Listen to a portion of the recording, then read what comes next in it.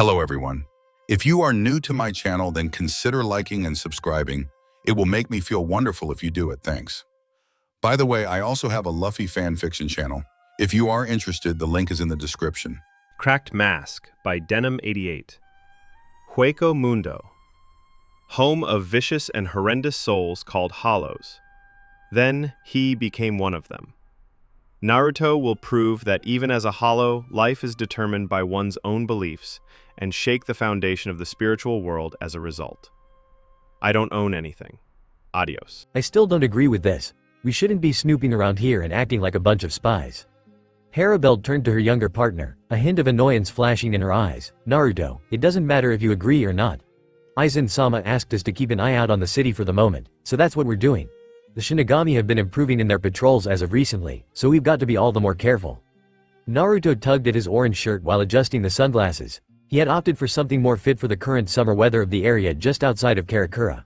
Harabelle, being the ever-mysterious person that she was wearing a sun dress with a veil to cover the lower portion of her face. To top it off, she had a large sun hat on top of her head. Naruto could make the faint outlines of her lips behind the cloth. Harabelle, I really think you'd look fine without the veil. I'll say it again, I wanted to wear this by choice. The shorter blonde shrugged his shoulders while pulling out some change as they approached an ice cream stand. So, you want a cone too? The tercera nodded, strawberry. Naruto grinned, then turned to the woman behind the counter. 1 strawberry and 1 vanilla, please. 2 scoops each. The woman smiled while giving the man in the back the order. After paying her and receiving their cones, Harabelle realized something. She had to pull down the veil in order to eat the ice cream. How did she not see that beforehand?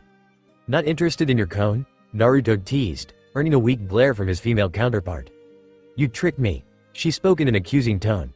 Naruto just laughed as she pulled back her veil. He gave her a soft smile as she slowly let her veil fall around her neck. What? The Frasione just kept smiling. I was right about you not wearing the veil. You look better that way. Harabelle gave a faint growl as she began licking her cone. Her face was what Naruto had imagined it to be. Stern, yet at the same time radiating a beauty women with her position of power were known for.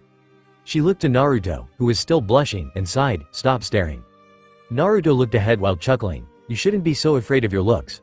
You're getting more than a few appreciative looks from the people as it is. It was a well-known fact that the Gigai of Naruto and Harabelle were among the more well-constructed, seen as the two were usually the two that visited Karakura the most. This was the first time that Naruto had managed to get Harabelle to reveal her pseudo-body's face. They stare because they're shallow humans, Naruto. They don't know who or what I am. Well, I do, and I'm still here. Harabelle rolled her eyes while the two headed towards the beach. They set down 2 towels and an umbrella before lying down.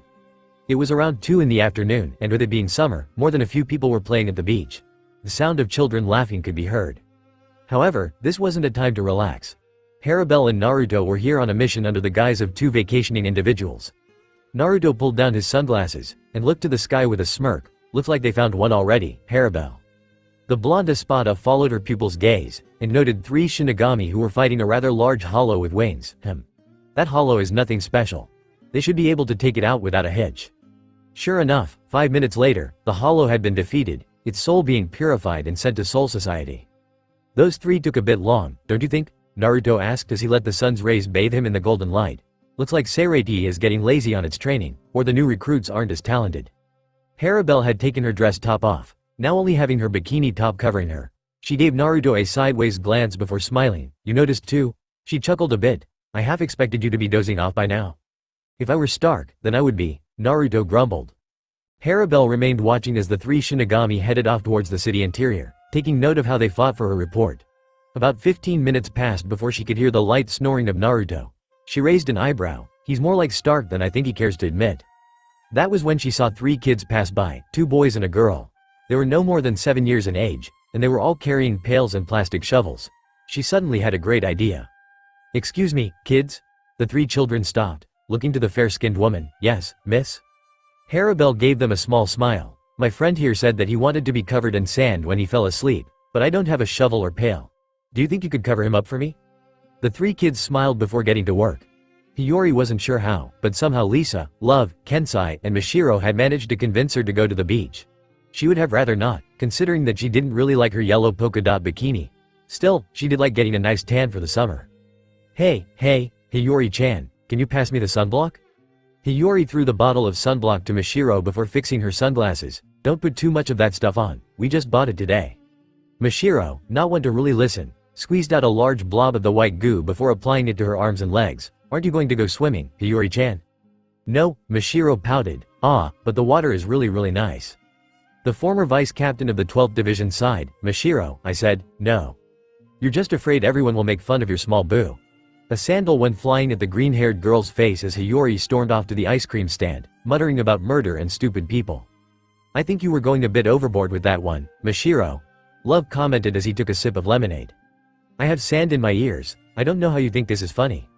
The wizards all looked to see a rather distraught young man with blonde hair shaking his head to the side to get rid of any excess sand grains, grumbling all the while to a blonde-haired woman.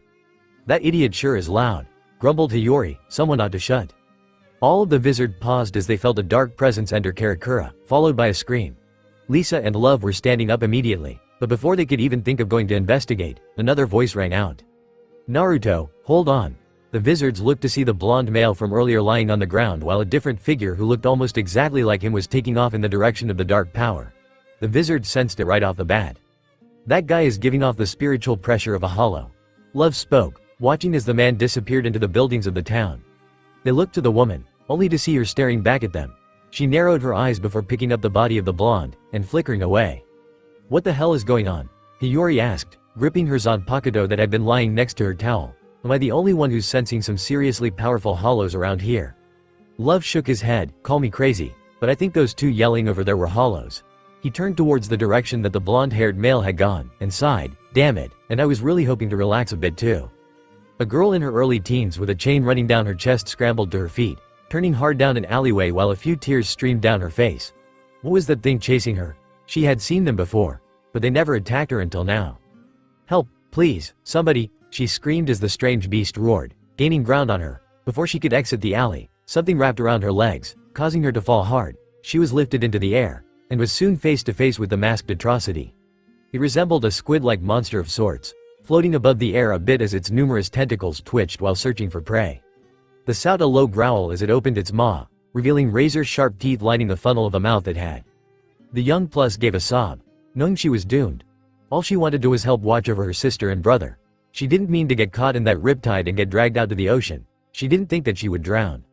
The memories of her younger brother and sister living on their own now caused her cry harder. Why? This wasn't fair. Let the girl go. The plus girl opened her eyes, dangling by the tentacle of the hollow as it paused, eyes directed towards the masculine voice that had interrupted its feast. It growled, holding the girl in the air as it moved towards the newcomer. I said, repeated the voice, which turned out to be a blonde-haired young man with the oddest adornment on his face. Let the girl go, now. The plus girl noted that her possible savior had a hole around his upper right pectoral, and an open white vest and white pants that were a little baggy for him. The hollow gave out a roar as it halted in front of the bold male. Help me. The girl cried out weakly. The blonde looked up to her and simply nodded. I have this under control. Don't worry. Naruto replied, crossing his arms, while facing the hollow once more. I'm not going to repeat myself again. Now either do as I say or I'll make a meal out of you. The hollow roared a reply, to which Naruto simply scoffed at, hungry? Go eat a hollow then. There's plenty of them to go around in Hueco Mundo. Hell, go feast on a shinigami if you want. Eating an innocent soul like her though, that's just disgusting. The hollow replied by slamming one of its tentacles to the ground, shattering the concrete into various fragments.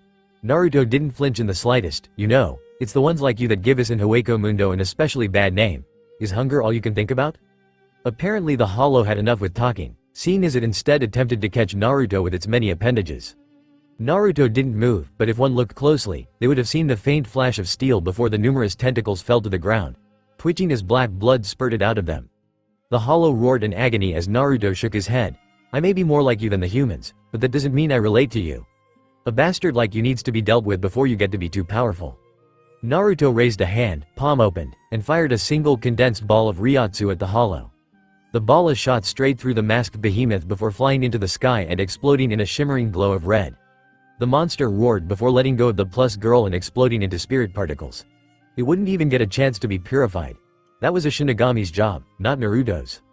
The plus girl looked up to the mysterious rescuer of hers, tears still streaming down her face as she looked in awe. Thank you. Naruto gave her a small smile. Don't mention it. Now get going before more of those things get over here. The girl nodded, right. Before she could leave though, Naruto spoke up. You don't need to feel guilty for dying, by the way. None of us are meant to stay here forever." The girl said nothing, but smiled a bit as she headed off to a random direction. Naruto sighed, hoping that a Shinigami would find her. He really hated the lack of attention they were giving this area as of late. Weren't they supposed to be the ones who protected the souls of the living and deceased? Naruto shook his head and floated up to the air. He didn't get far though, feeling a sudden Ryotsu signature weigh down on him. He paused in his ascension into the air, and looked to his right, only to see a man with a spiked afro and stylish sunglasses standing before him. "That was quite a light show you created earlier. Care to explain where you learned it from?" The blonde Arankar gave a grin. "Sorry, trade secret I'm afraid." Love Aikawa grinned. Well, I'm not entirely sure if I should fight you. You saved that girl there. I was always under the impression that hollows killed pluses." "Nah, we're not so bad. I'm not, at least. I go by the code of, do unto others as you would have them do unto you. And seeing as she never attacked me, I wouldn't attack her. I'd rather protect her, seeing as she was innocent," Naruto replied, causing Love to raise an eyebrow. "Interesting to hear from a hollow. Actually, you're not even a true hollow anymore, are you?" The whiskered blonde just laughed. "Nope. I'm in a completely different class." Naruto hesitated to go on, but decided he would be getting his butt chewed out by Harabel either way. May as well go for the whole 9 yards with this. I'm an Arankar, a hollow who has removed a portion of its mask, and gaining Shinigami powers as a result. I was in Ijuka's class before I became what you see before you. The former captain laughed a bit. "You don't seem to have any qualms about telling me this, do you?" My superior's already pissed off at me. Besides, I feel like I may as well give you some incentive to talk to me. Not too often I get to see someone who can pull off a look like yours and give it some justice." As if on cue, Naruto felt a second and much deadlier Ryotsu crash down on him. He turned slowly, a nervous smile on his face.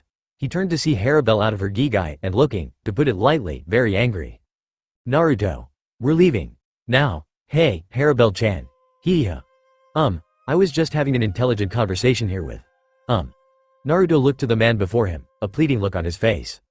Love Aikawa. Right, Love. He and I were just having an intelligent conversation about moral values and the lack of them in Hueco Mundo as of late, right? Harabel didn't seem to care about Naruto's explanation, instead turning her attention to Love and the 4 other newcomers that she had seen at the beach. "Naruto, we've revealed ourselves too much. Do you have any idea what this is going to do to us? Help us establish a friendly relationship with these renegade Soul Reapers?" Harabel didn't even blink as she turned her eyes to Naruto. "I'm not laughing, Naruto. You could try, haha." Naruto coughed nervously as Harabel's Ryotsu rose in response to his little jab. "Right, sorry Harabel." Hiyori, as usual, decided to speak. "Hey, Love, who are these 2? Love turned to his 4 comrades, Arankar, apparently. Harabel's eyes widened before turning to Naruto. He just laughed while shrugging. "Like I said, we were just talking." Kensai pulled out his sword. "If I didn't know any better, I'd say they're a lot like us." The others pulled out their blades. All except Love, at least. His companions looked at him curiously for a moment. Lisa spoke as she pointed her blade at the 2. "So, who sent you 2 here?" Harabel's eyes narrowed, her features otherwise revealing no trace of emotion. "I'm afraid we can't reveal that to you." Naruto sensed that things were going to get heated. "We better get out of here before Seirei decides to stop by and join the party. Although, aren't you 5 from Soul Society as well?" "We were," Kensai replied, causing Naruto to raise an eyebrow. "It's a long story, kid, and I don't feel like sharing it with you." Naruto suddenly recognized the silver-haired man and girl with green hair as the 2 Shinigami he had seen during his first visit to Karakura.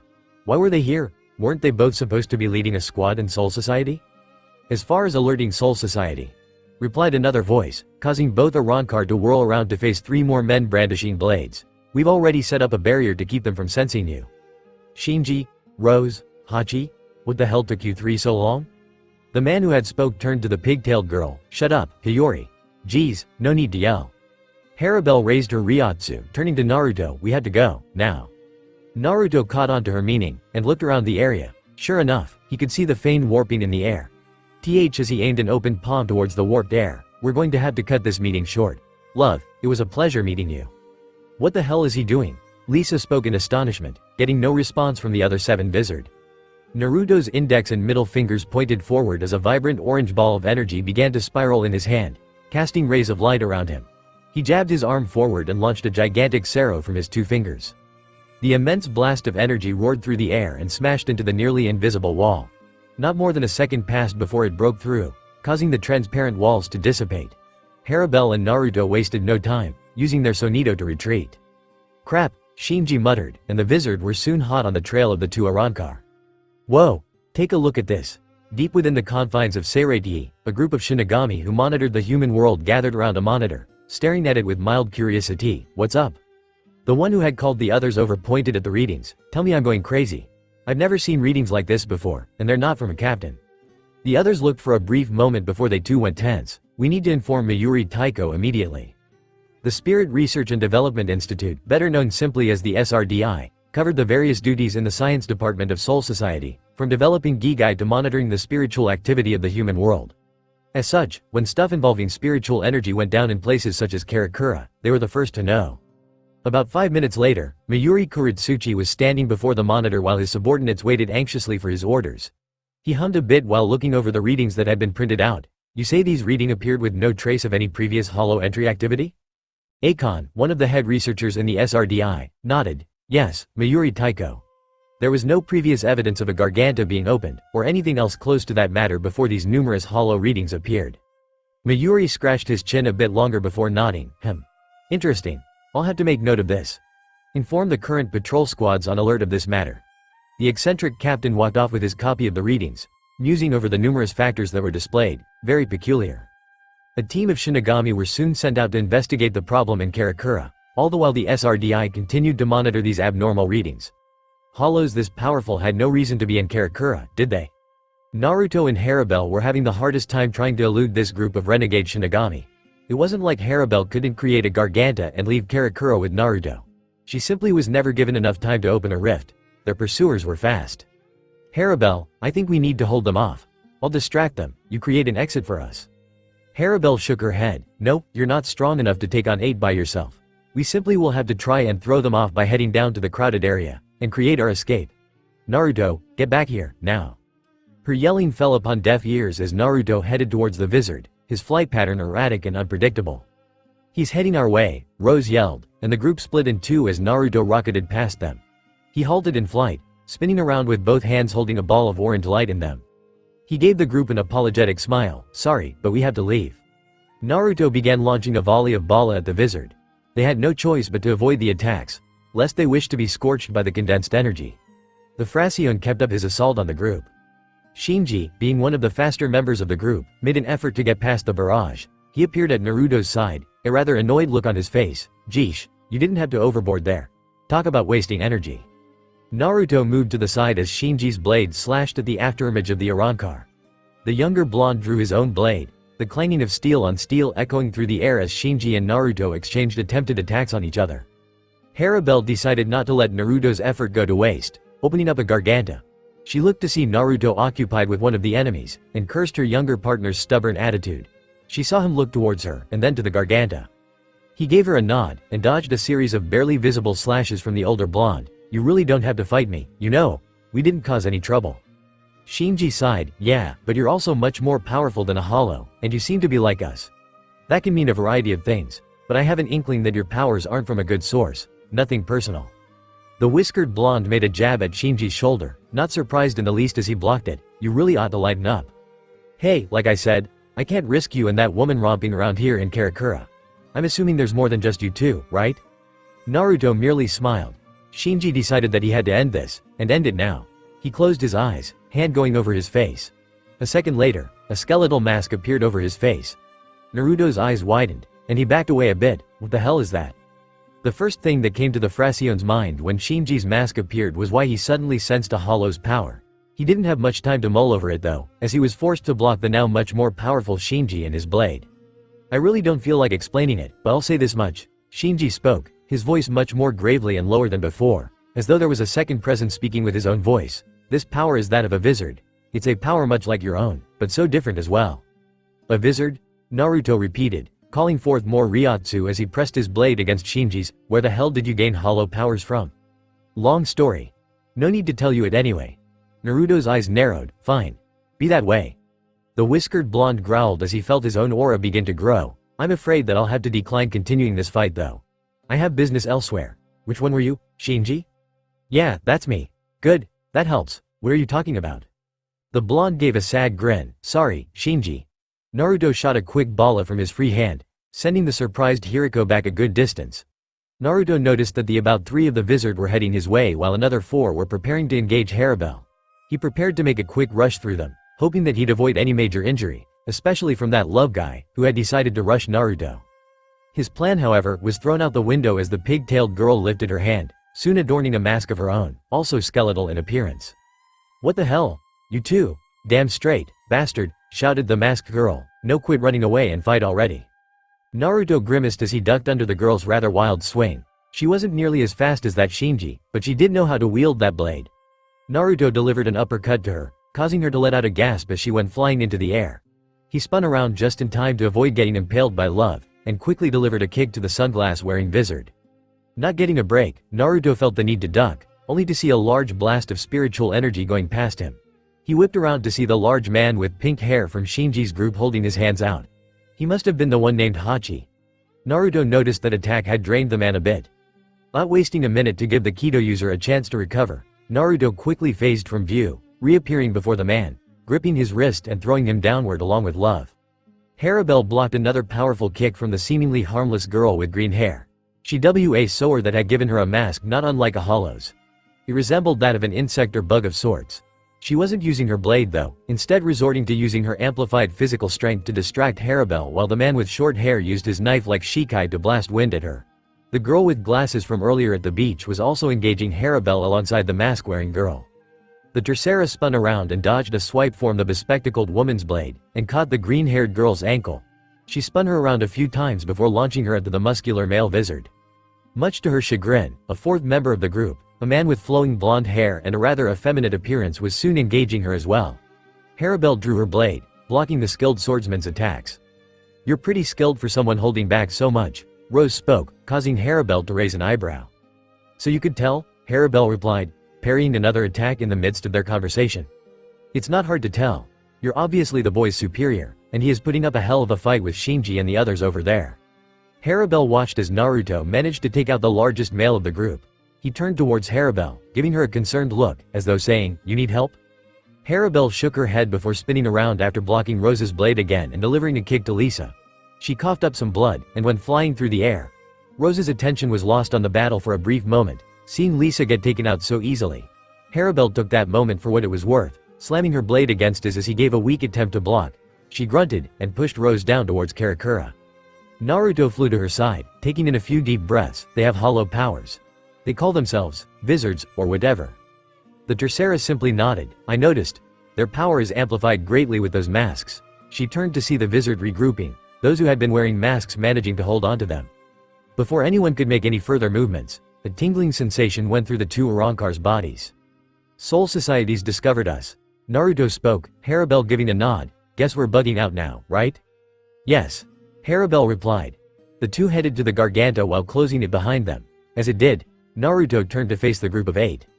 "Sorry about the ruckus we caused." He grinned, giving them a wave. It closed as he continued grinning, and then there was nothing. Shinji, Mashiro, and Hiyori released their masks, groaning as they did so.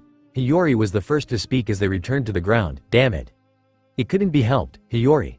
They were holding back, but so were we. Too much Ryotsu and Karakura would be affected by it," spoke Shinji, who looked as a group of Shinigami appeared in the sky where they had just been fighting. The former captain of the 5th Division laughed a bit as they looked around in a rather stupid fashion before heading off in a direction to continue searching for the powerful spiritual energy they had sensed only a short while ago. The new recruits really needed to work on getting to the scene of Ryotsu signatures quicker. "What do you make of it?" Love asked, nursing a bruised shoulder from the blonde Arrancar. "They said they're called Arrancar, and are hollows who gain Shinigami powers."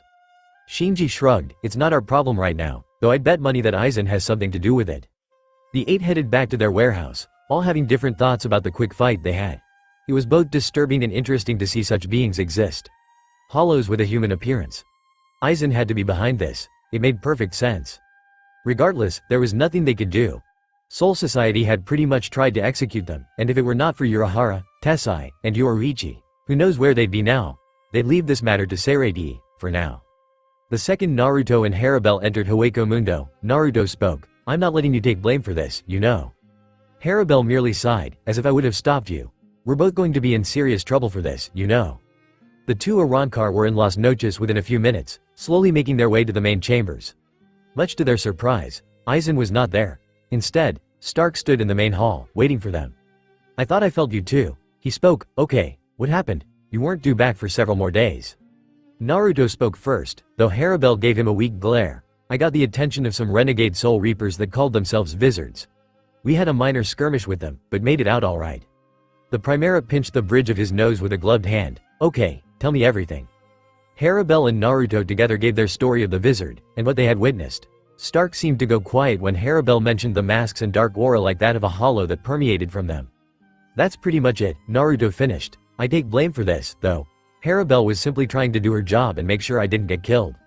Stark shook his head, looking to the two blondes before replying in a strained voice. Well, Aizen-sama is apparently back in Soul Society. He'll know about this for sure. I'll let him know when he returns. Understand that this may not end well for you too, especially you, Naruto, seeing as you were the cause of the mess. Naruto shrugged. I could have defeated them, but I'd rather not go and shed blood over something stupid like a simple difference between people. The blonde-haired Tercera spoke, her eyes fixed on Naruto as she did so. Stark-san, if Aizen-sama punishes Naruto, let him know that I will be requesting the same punishment as well. Harabel. Don't argue with me, Naruto. She spoke firmly, you are my responsibility, and as such, I won't allow a mistake made that either of us could have fixed be thrown completely on your shoulders. Naruto would have liked to continue arguing, but he realized that he was still a Fraccione. His opinion truly mattered next to nothing. He just lucked out in having superiors that respected him. Fine. You better make sure that you point out the fact I started the mess though. Naruto spoke, walking down the hall to his own private room. I need a rest. Stark and Harabel watched the blonde Fraccione exit the chamber, neither really sure if they should tell him to come back and make sure he understood their point on the issue. He's still stubborn as ever, huh? Stark sighed. The kid can be a real pain, but it's hard not to admire his character. You couldn't be more right, replied Harabel. I wish he understood that I'm ultimately the one responsible for his actions. I had to answer to Aizen, not him. Stark gave a grunt. Try not to sound too distressed, Harabel. Naruto's more than once confronted Aizen on issues like this with Nell and me. He's not afraid of the man. He's just afraid of what he'll do to those close to him. It makes you wonder how someone like him is practically best friends with someone as savage as Grimmjow. The Primera chuckled. I think Grimmjow wonders the same thing at times. Naruto has a way of digging underneath a person's defenses and exposing them for who they truly are. It's a knack I think he was made with. I remember during a rare conversation with the SXTA that he said Naruto was always lighthearted, even when they were mere hollows running wild in Hueco Mundo. Why doesn't that surprise me? Harabel shook her head. Well, I better go make sure he doesn't go and secretly blow up a few pillars to vent his anger. Erinniero never did forgive Naruto for almost destroying his chambers that day. Wasn't it an accident? Stark asked. That doesn't mean he was forgiven. Harabel replied with a shrug. She gave Stark a quick nod before heading off in the same direction that Naruto had. Out in the white sands of Hueco Mundo, Palos Noches where the moon's glow was the only light available. Three figures sat in a circle next to a giant worm-like creature of sorts. Pesci and Dondoshaka had long ago found masks to replace their damaged faces, and had greatly changed their physical appearance as well. Pesci now wore a mask that resembled a stag beetle of some sort, while Dondoshaka had a tribal-like mask with large, beady eyes. The third member of their group was resting peacefully, the occasional snore being heard. Nalil II Oderschwenk, or Nell, had continued to remain in the childlike state she was in since they were ousted from Las Noches. Her hair was cut short so that it wouldn't get coated in sand as often, after the first year and a half of having to deal with constantly cleaning it out. After finding travel to be tiring out in the sands, Dondoshaka had called out one of his battle creatures from within him. Bawabawa. The large, masked worm had become their fourth travel companion, as well as a sort of pet for Nell. The thing that surprised the two the most was the radical changes in Nell's behavior. She whined and complained more about simple things. In the past, she let things happen and deal with them as best as she could. Now, she was more like a child. There were rare moments though in the numerous years of their exile that Nell seemed to show signs of her past self. She would have moments where she asked if either of them had a sword that she could look at. Her two guardians stopped calling her Nell-chan after the first couple of months in their exile. Every time she heard that term of endearment, she would go quiet, but a confused look would appear on her face, as though she were trying to recall something. It wasn't these events though that were most troubling for Dondoshaka and Pesci. No, it was when she talked in her sleep that was most perplexing for them. Nell gave a light snore before she rolled over. Your whiskers are fine. Pesci, Dondoshaka, and even Bawabawa knew what she was talking about. It seemed that deep within Nell's mind that only was active when she slept, a part of her hadn't died off. Bawu. Bawabawa growled in a sad tone. Yeah, she has had a long day today though, don't you know? Replied Dondoshaka before looking to Pesci. She's been talking in her sleep a lot more often lately. I noticed. The other day she asked me about the number 3, and if it confused me when I thought about it.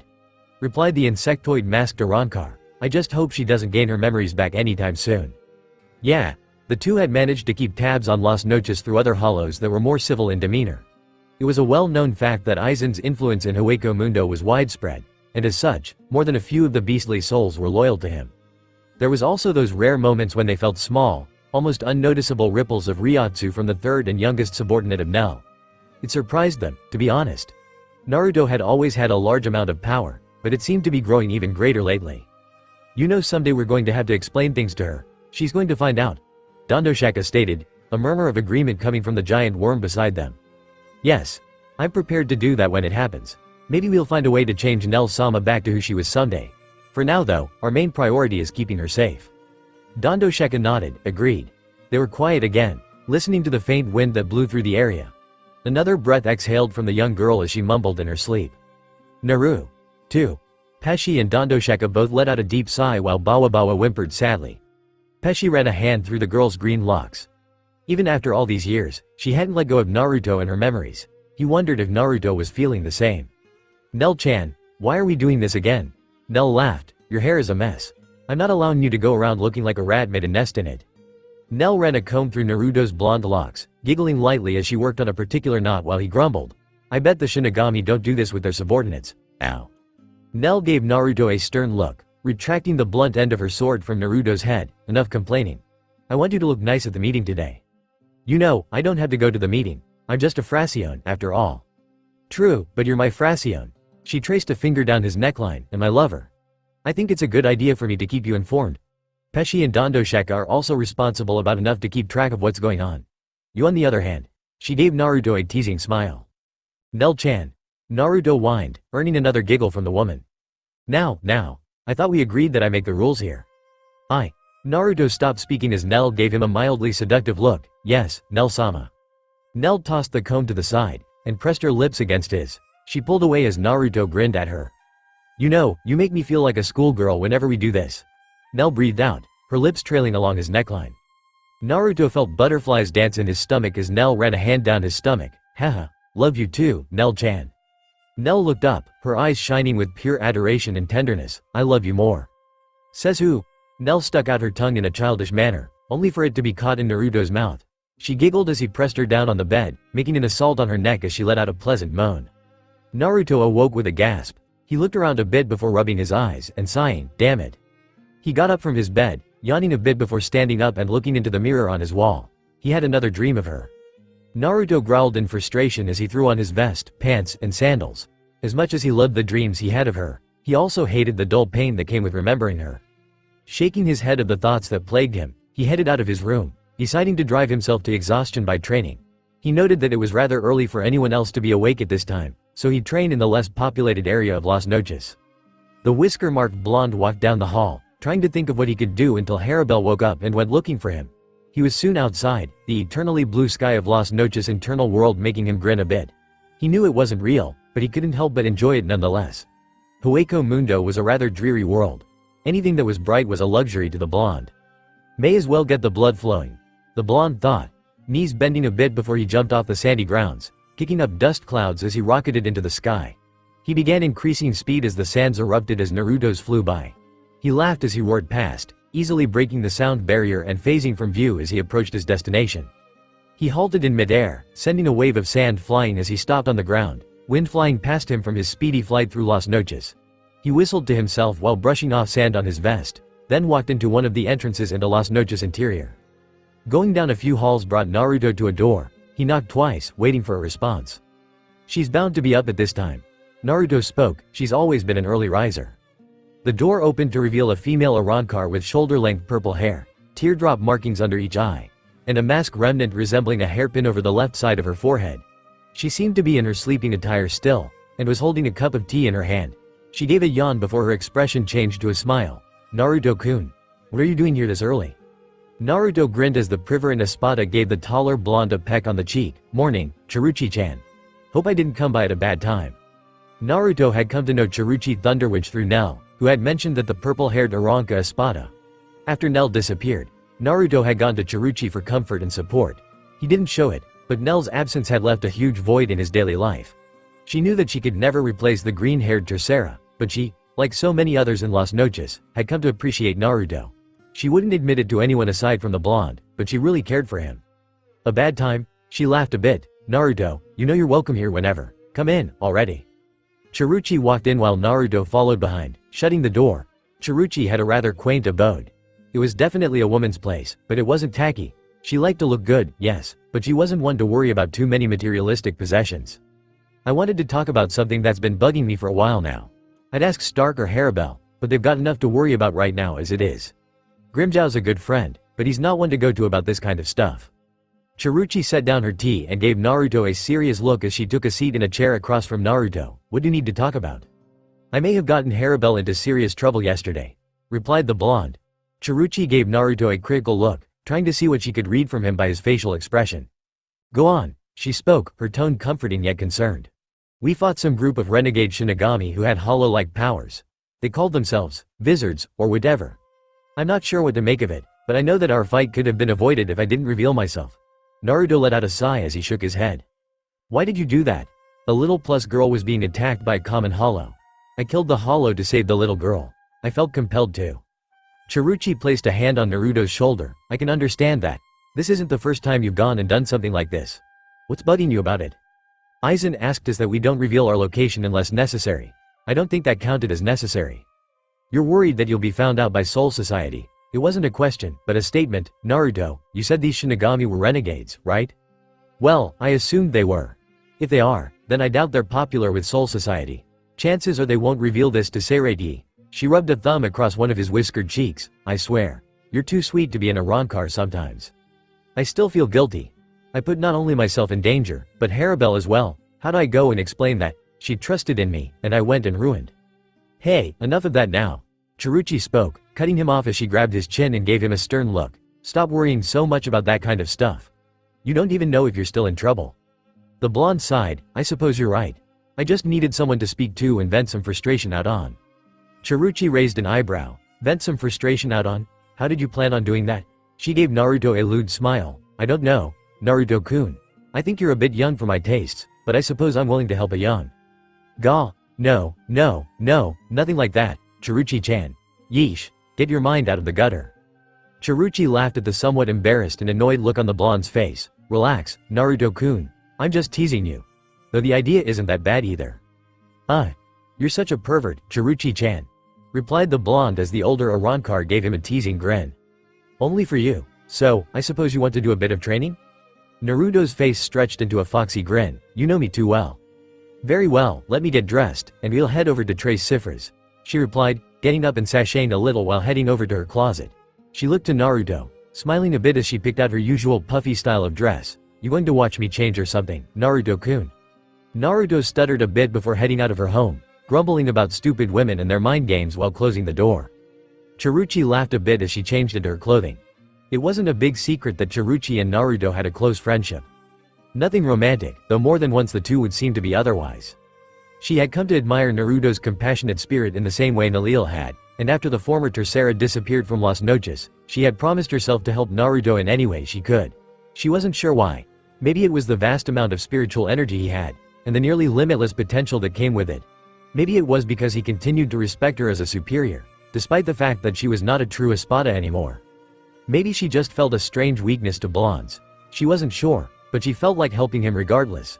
She knew he easily outclassed her in strength as of now, but she remembered at one point in time when she was capable of giving him difficulty in spars. Those days were long past them now, though. She had watched the boy grow up into a fine Arrancar. She took pride in the fact that she along with a few of the older Arrancar were responsible for that growth.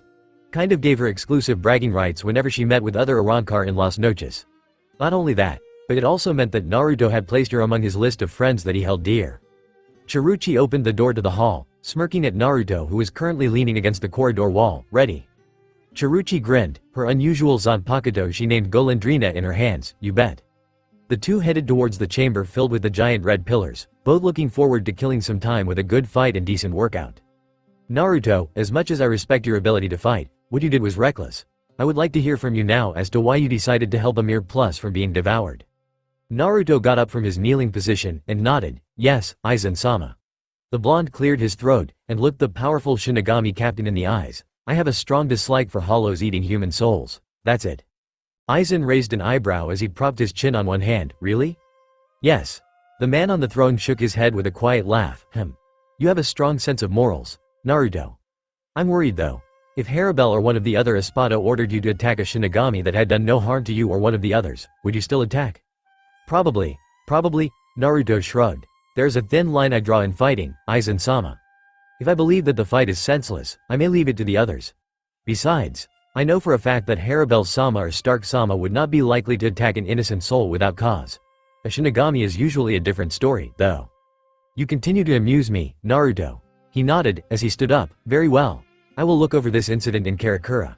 In fact, I believe I know who those renegade Shinigami were.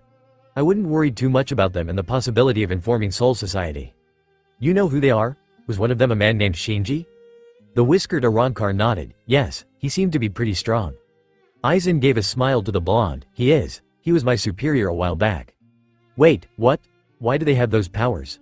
Aizen waved a hand in a dismissive manner. Don't worry about that, Naruto. I'll explain if they decide to interfere with my plans. For now, I shall respect their neutrality and not get them involved. Aizen then walked down from his throne, and continued towards the exit, a cue for Naruto to follow. Tell me, Naruto. Where do you believe you stand in terms of power in Las Noches? The blonde blinked, a bit put off by the sudden change of topic, but relieved as well. He thought for a moment before replying. Honestly, I'd say around the rank of Septima. I'm not as strong as Grimmjow, since he's usually the one to win our spars unless I can trick him.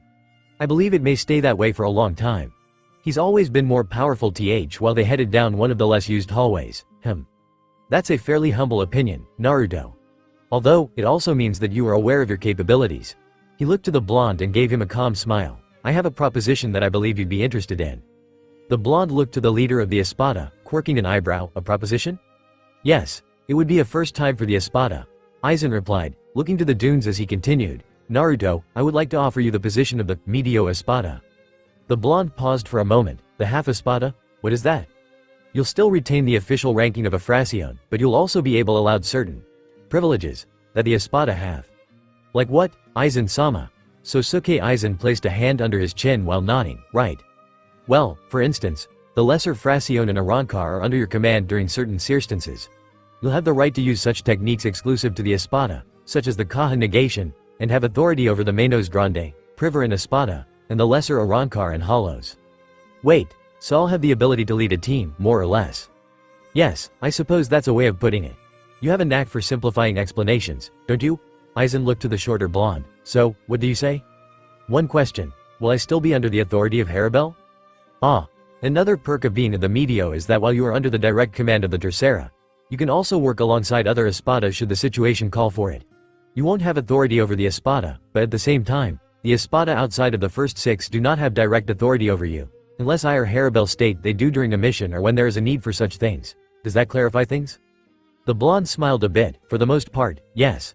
I can exercise Espada-ranked powers, and though I'm above a normal Fracione for the most part in terms of privileges and independence, I don't have the ranking or authority of an Espada.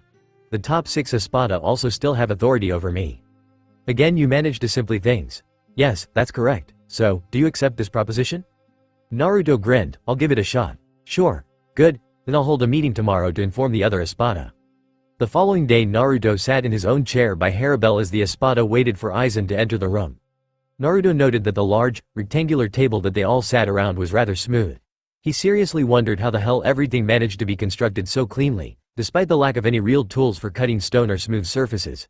He decided he'd have to chalk that up to the mysterious history of Las Noches.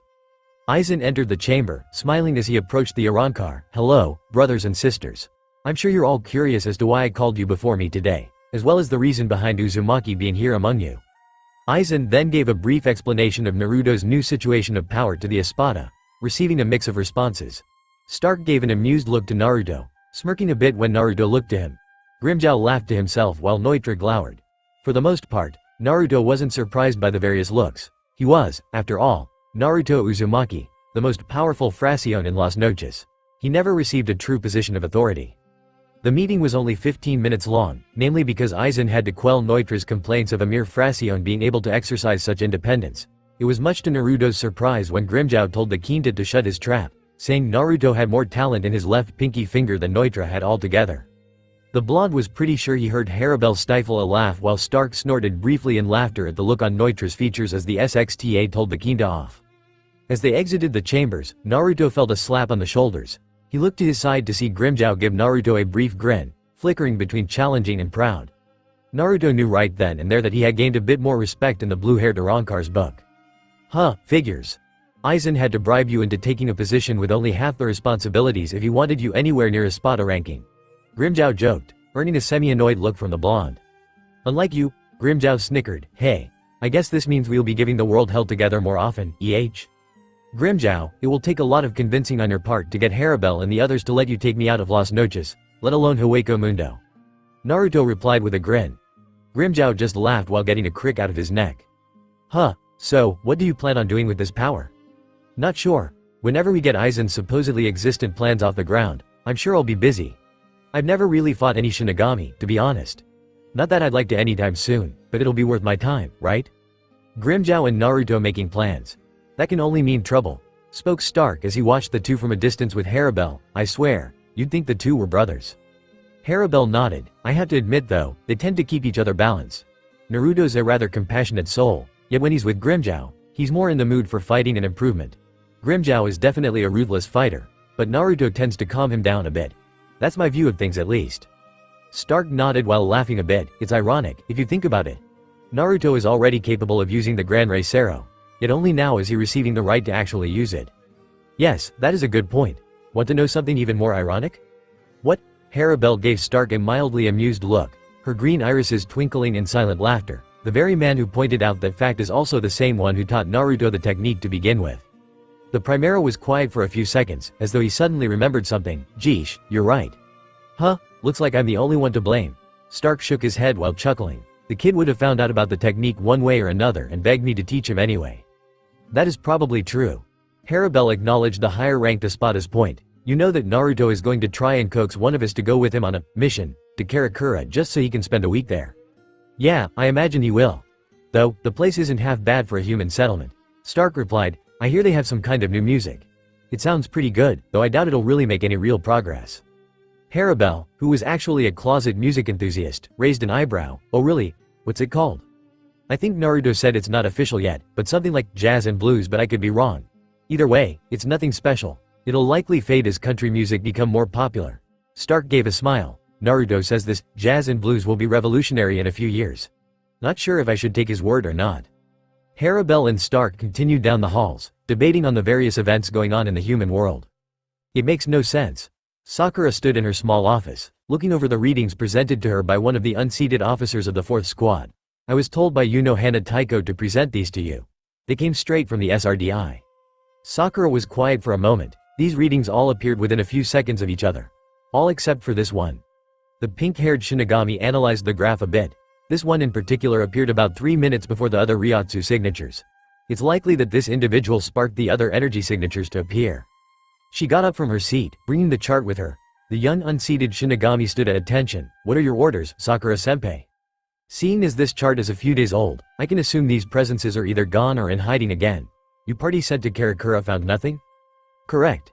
The 4th Squad's leader of the Combat and Field Medic Corps sighed. These readings are abnormal, even for hollow standards. I'm going to have to up the training regime for my teams if I plan on them surviving at all against such powerful beings. She turned to the younger Soul Reaper. Inform Izen Fukutaichu that I wish to speak with her later about increasing training for the Combat and Field Medic Corps. The unseated Shinigami gave a bow before dashing off to inform Izen Kutetsu. Sakura looked over the reading of the first Ryotsu signature, trying to think of what could cause such a power to appear. A Vasto Lord would have no reason to attack Karakura. The amount of spiritual energy there would barely suffice as a reasonable source for them. Ijuka's class hollows. Well, no, they don't usually appear in such numbers. She set the chart on her desk and massaged her temples. This wasn't good. Such beings in one of Soul Society's largest patrol areas was a problem. It meant there were increased chances of attacks on Shinigami. With increased chances of attack came the need for healing and treatment. She would have to both improve and increase the training she was putting her teams through. Her subdivision had grown significantly in the time she had started it, now consisting of close to 47 Shinigami, not including Izan and herself. Sakura would have to go to the academy again and try and advertise the 4th Division again to possible recruits. Sakura? The Haruno girl looked up to see the silver-haired woman that was Izan Kotetsu at her door. Izan Fukutaichu, I was hoping to talk to you. She smiled while giving a quick bow, thanks for coming so quickly. Izan gave her friend a smile. Well, of course. Anything involving the combat and field medic corps is worth discussing. I take it you got the readings from the SRDI as well? Yes, and they don't settle well with me. Izan nodded. Hana Taiko says she's seen powers like those before, but it was a long time ago. Really? Yes, but the exact source she was unsure. She felt them, more than anything. Hollows of a great sort. One in particular on that chart bugged her especially. Which one? Izan picked up the chart on Sakura's desk, and searched it over before laying her index finger over a particular signature. This one. It looks the closest to the one that appeared first. They both appeared to be hollow-like, but the one that seems similar to the first one seems to also be one of the more powerful ones that were present. I didn't notice that at first. What do you think that means? I'm not sure, Izan replied, handing the chart back. I imagine it won't be the last time we encounter these kind of readings, though I hope it won't be anytime soon. Same here, Izan. Sakura and Izan soon left the office, walking outside of the 4th Squad headquarters. So, how has Kion been? Izan laughed. Oh, she's doing great. The academy is going well, and she will be out in a few more years. I imagine she's a likely recruit for the Gode right off the bat? Likely. She's a bit more enthusiastic in terms of combat compared to me, but she never got into healing like I did. The elder Kotetsu sister responded. She should do well in the end, though. She's a Kotetsu. How can she not do well? Sakura grinned teasingly. Izan, you're probably worried sick about her all the time, aren't you? The vice captain of the 4th pouted. Well, of course I am. She's my baby sister. How can I not? Sakura shook her head. You're such a worrywart, Izan. You're too. Izan retorted. You're just better at hiding it. Remember back when you first entered the 4th Squad? You were a stuttering mess when you met me. Sakura paused for a moment. That's because you were a big talk among the 4th Squad hopefuls. Next to Hana. You proved to be the most popular one we talked about. The two laughed a bit as they headed out to the garden surrounding one of the administrative buildings. Sakura noted another figure sitting in the small clearing, a small blanket lying across the grass for a picnic. Sakura smiled as the lone other figures noticed them and waved. Momo-chan, hey. The shorter female Shinigami got up and ran to embrace Sakura in a friendly hug. The two younger Shinigami laughed while Izan smiled brightly. It was a well-known fact among the 4th and 5th Division members in the Gode 13 that Sakura and Momo Hinamori were best of friends. As such, the two made an effort to spend at least a few hours every week with each other. Sakura, you're early. I didn't get a chance to get everything set up yet. Momo laughed as the three women sat down on the blanket. Momo handed Sakura and Izan each a rice cake and a cup of chilled tea from a canteen. So, what's the latest from the 4th Squad? Izan spoke first. Well, we've got the recruitment week coming up. Sakura and I are going to see what she can do about increasing the numbers for the combat and field medic corps. It's a bit difficult though. We're still a fairly new organization, and we're still relatively small. Momo gave a nod. I understand what you mean. Being a healer is hard work. Kira wasn't always a member of the 3rd Division. He was a member of the 4th Squad for some time. Sakura nodded. Yeah. It's not easy at all. Lots of extra studying after hours at the academy, plus you have to learn how to merge your spiritual energy with another person's in order to heal their injuries. The women chatted more on the local happenings for a good half hours before Izan stated she had a meeting with Hana in a few minutes. Soon Momo and Sakura were alone. So, is Nara-san still fighting off the promotion for 5th seed in Division 10? Sakura groaned. Yes. It's gotten so bad that Rangaku's been asking me if offering him out on a date would be effective. Well? Momo asked, waiting for a response. Asai escaped Sakura. Shikamaru said that Rangaku is too troublesome to go on a date with, and besides, he stated that's close to bribery. Momo laughed. He'll give in eventually. Rangaku has her ways.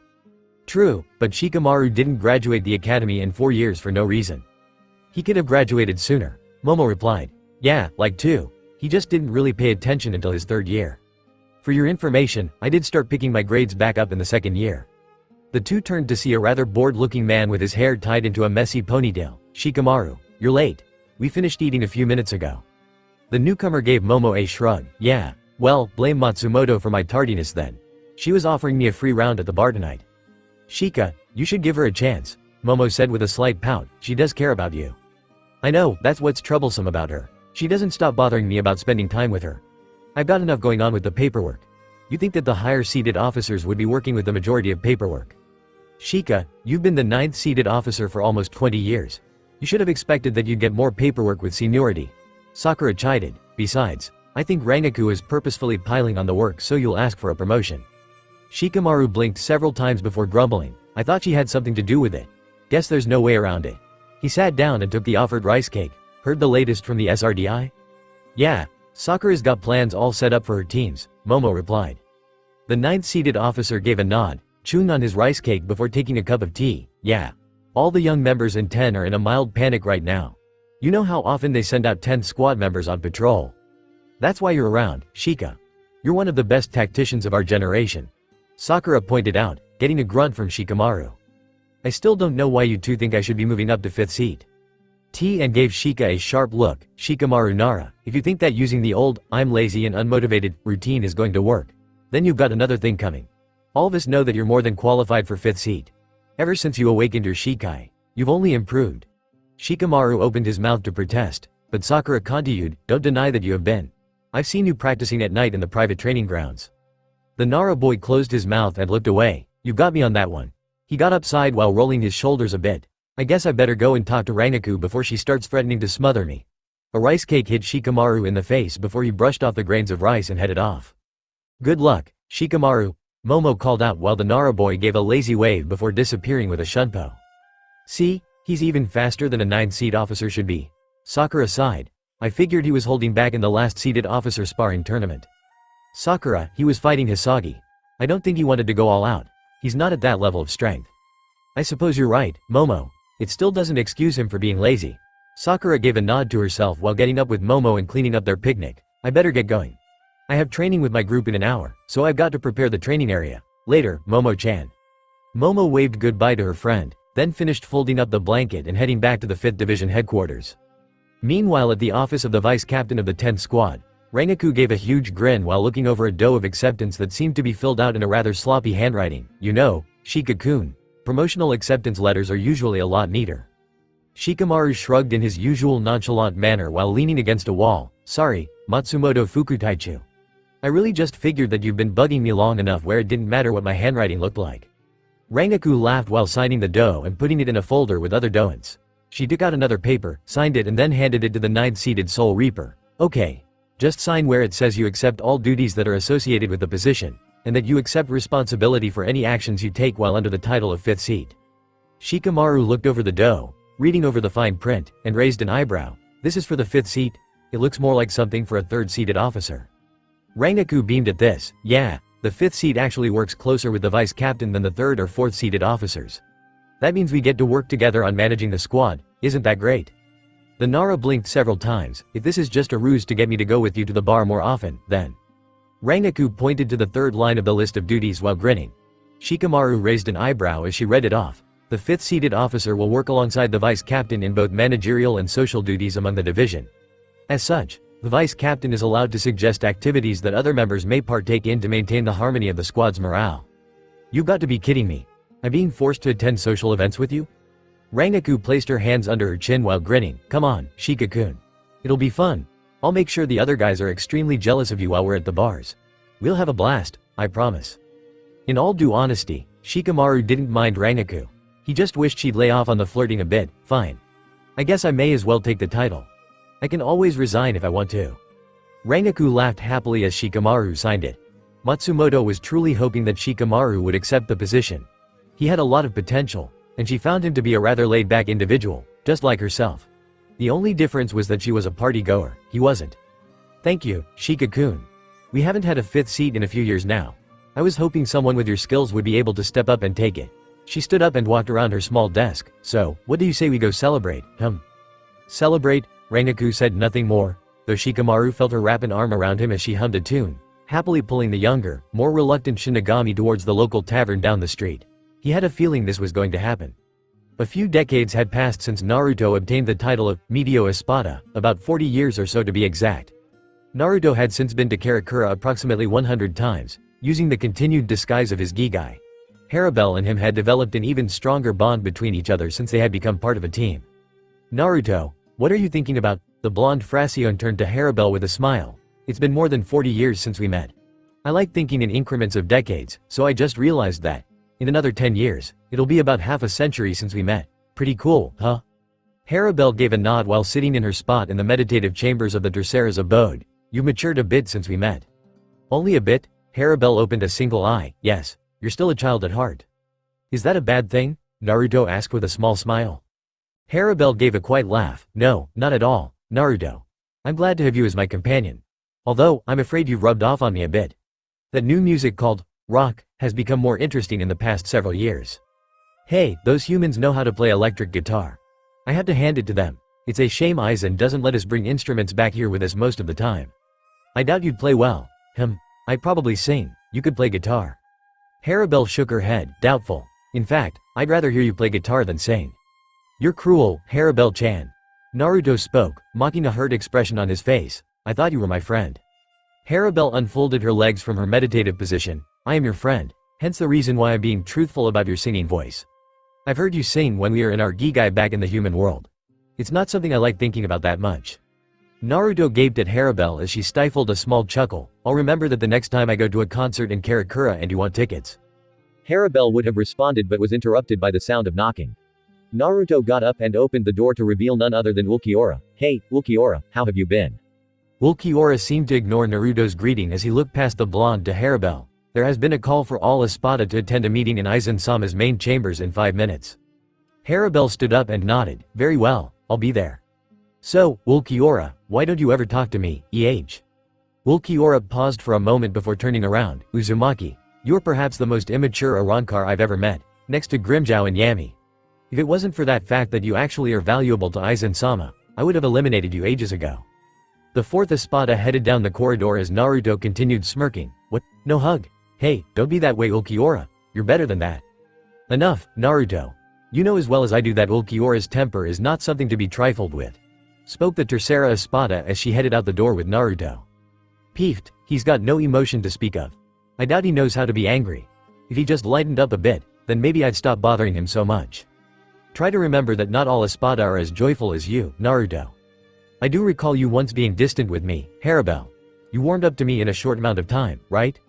What of Nalil-sama? Was she as tolerant of you and your antics when you first met each other? Oh, Naruto began with a laugh. She loved my antics. In fact, I'm pretty sure she ended up influencing me. You're starting to find my jokes better as well, right Harabel? Harabel shook her head as they reached the door to the main chambers.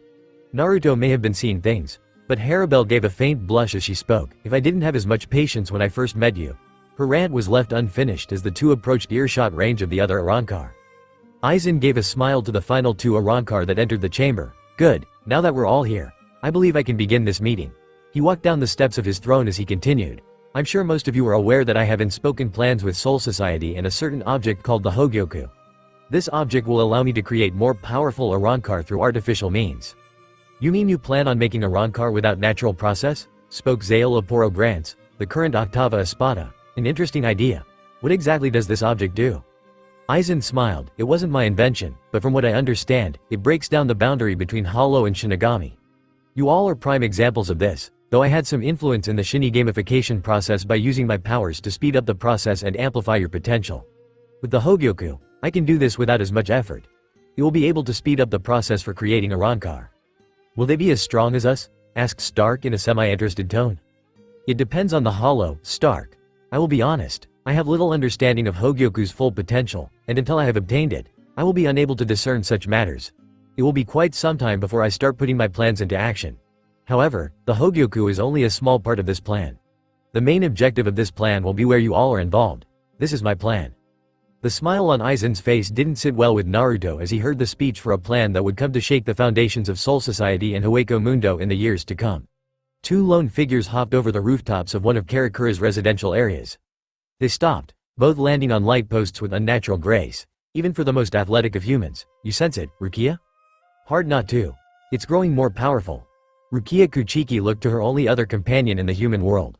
Sakura had started the ritual practice among the 4th Division to have a healer accompany a Soul Reaper on patrol, thus making the risk of attack less of a danger. It's not a very noteworthy hollow, though. We should split up, see if we can track it down before and flank it from either side. It's heading away from us, Sakura spoke. The Kuchiki girl gave the Rosette Shinigami a small smile. Sakura, are you actually looking forward to a battle? That's so unbecoming of a 4th squad member, especially a seated officer. Sakura just laughed, coming from the girl who supposedly has a reputation for maintaining her cool at all times and being temperamental at the same time. You should talk about being unbecoming as far as Shinigami go. I am not temperamental. Rukia snapped back, now let's go. Ichigo Kurosaki was a teenager of 15 years of age. An average male who did well in school, took care of his sisters, and saw spirits. Okay, so maybe that made him a bit abnormal, but he was used to it by now. He had come to the conclusion that he had to have something odd about him to balance out his not-so-outstanding life. The moon was bright tonight, he noted. He felt something in the air that sent a chill down his spine every now and then. He didn't like it. It meant that supernatural stuff was going on.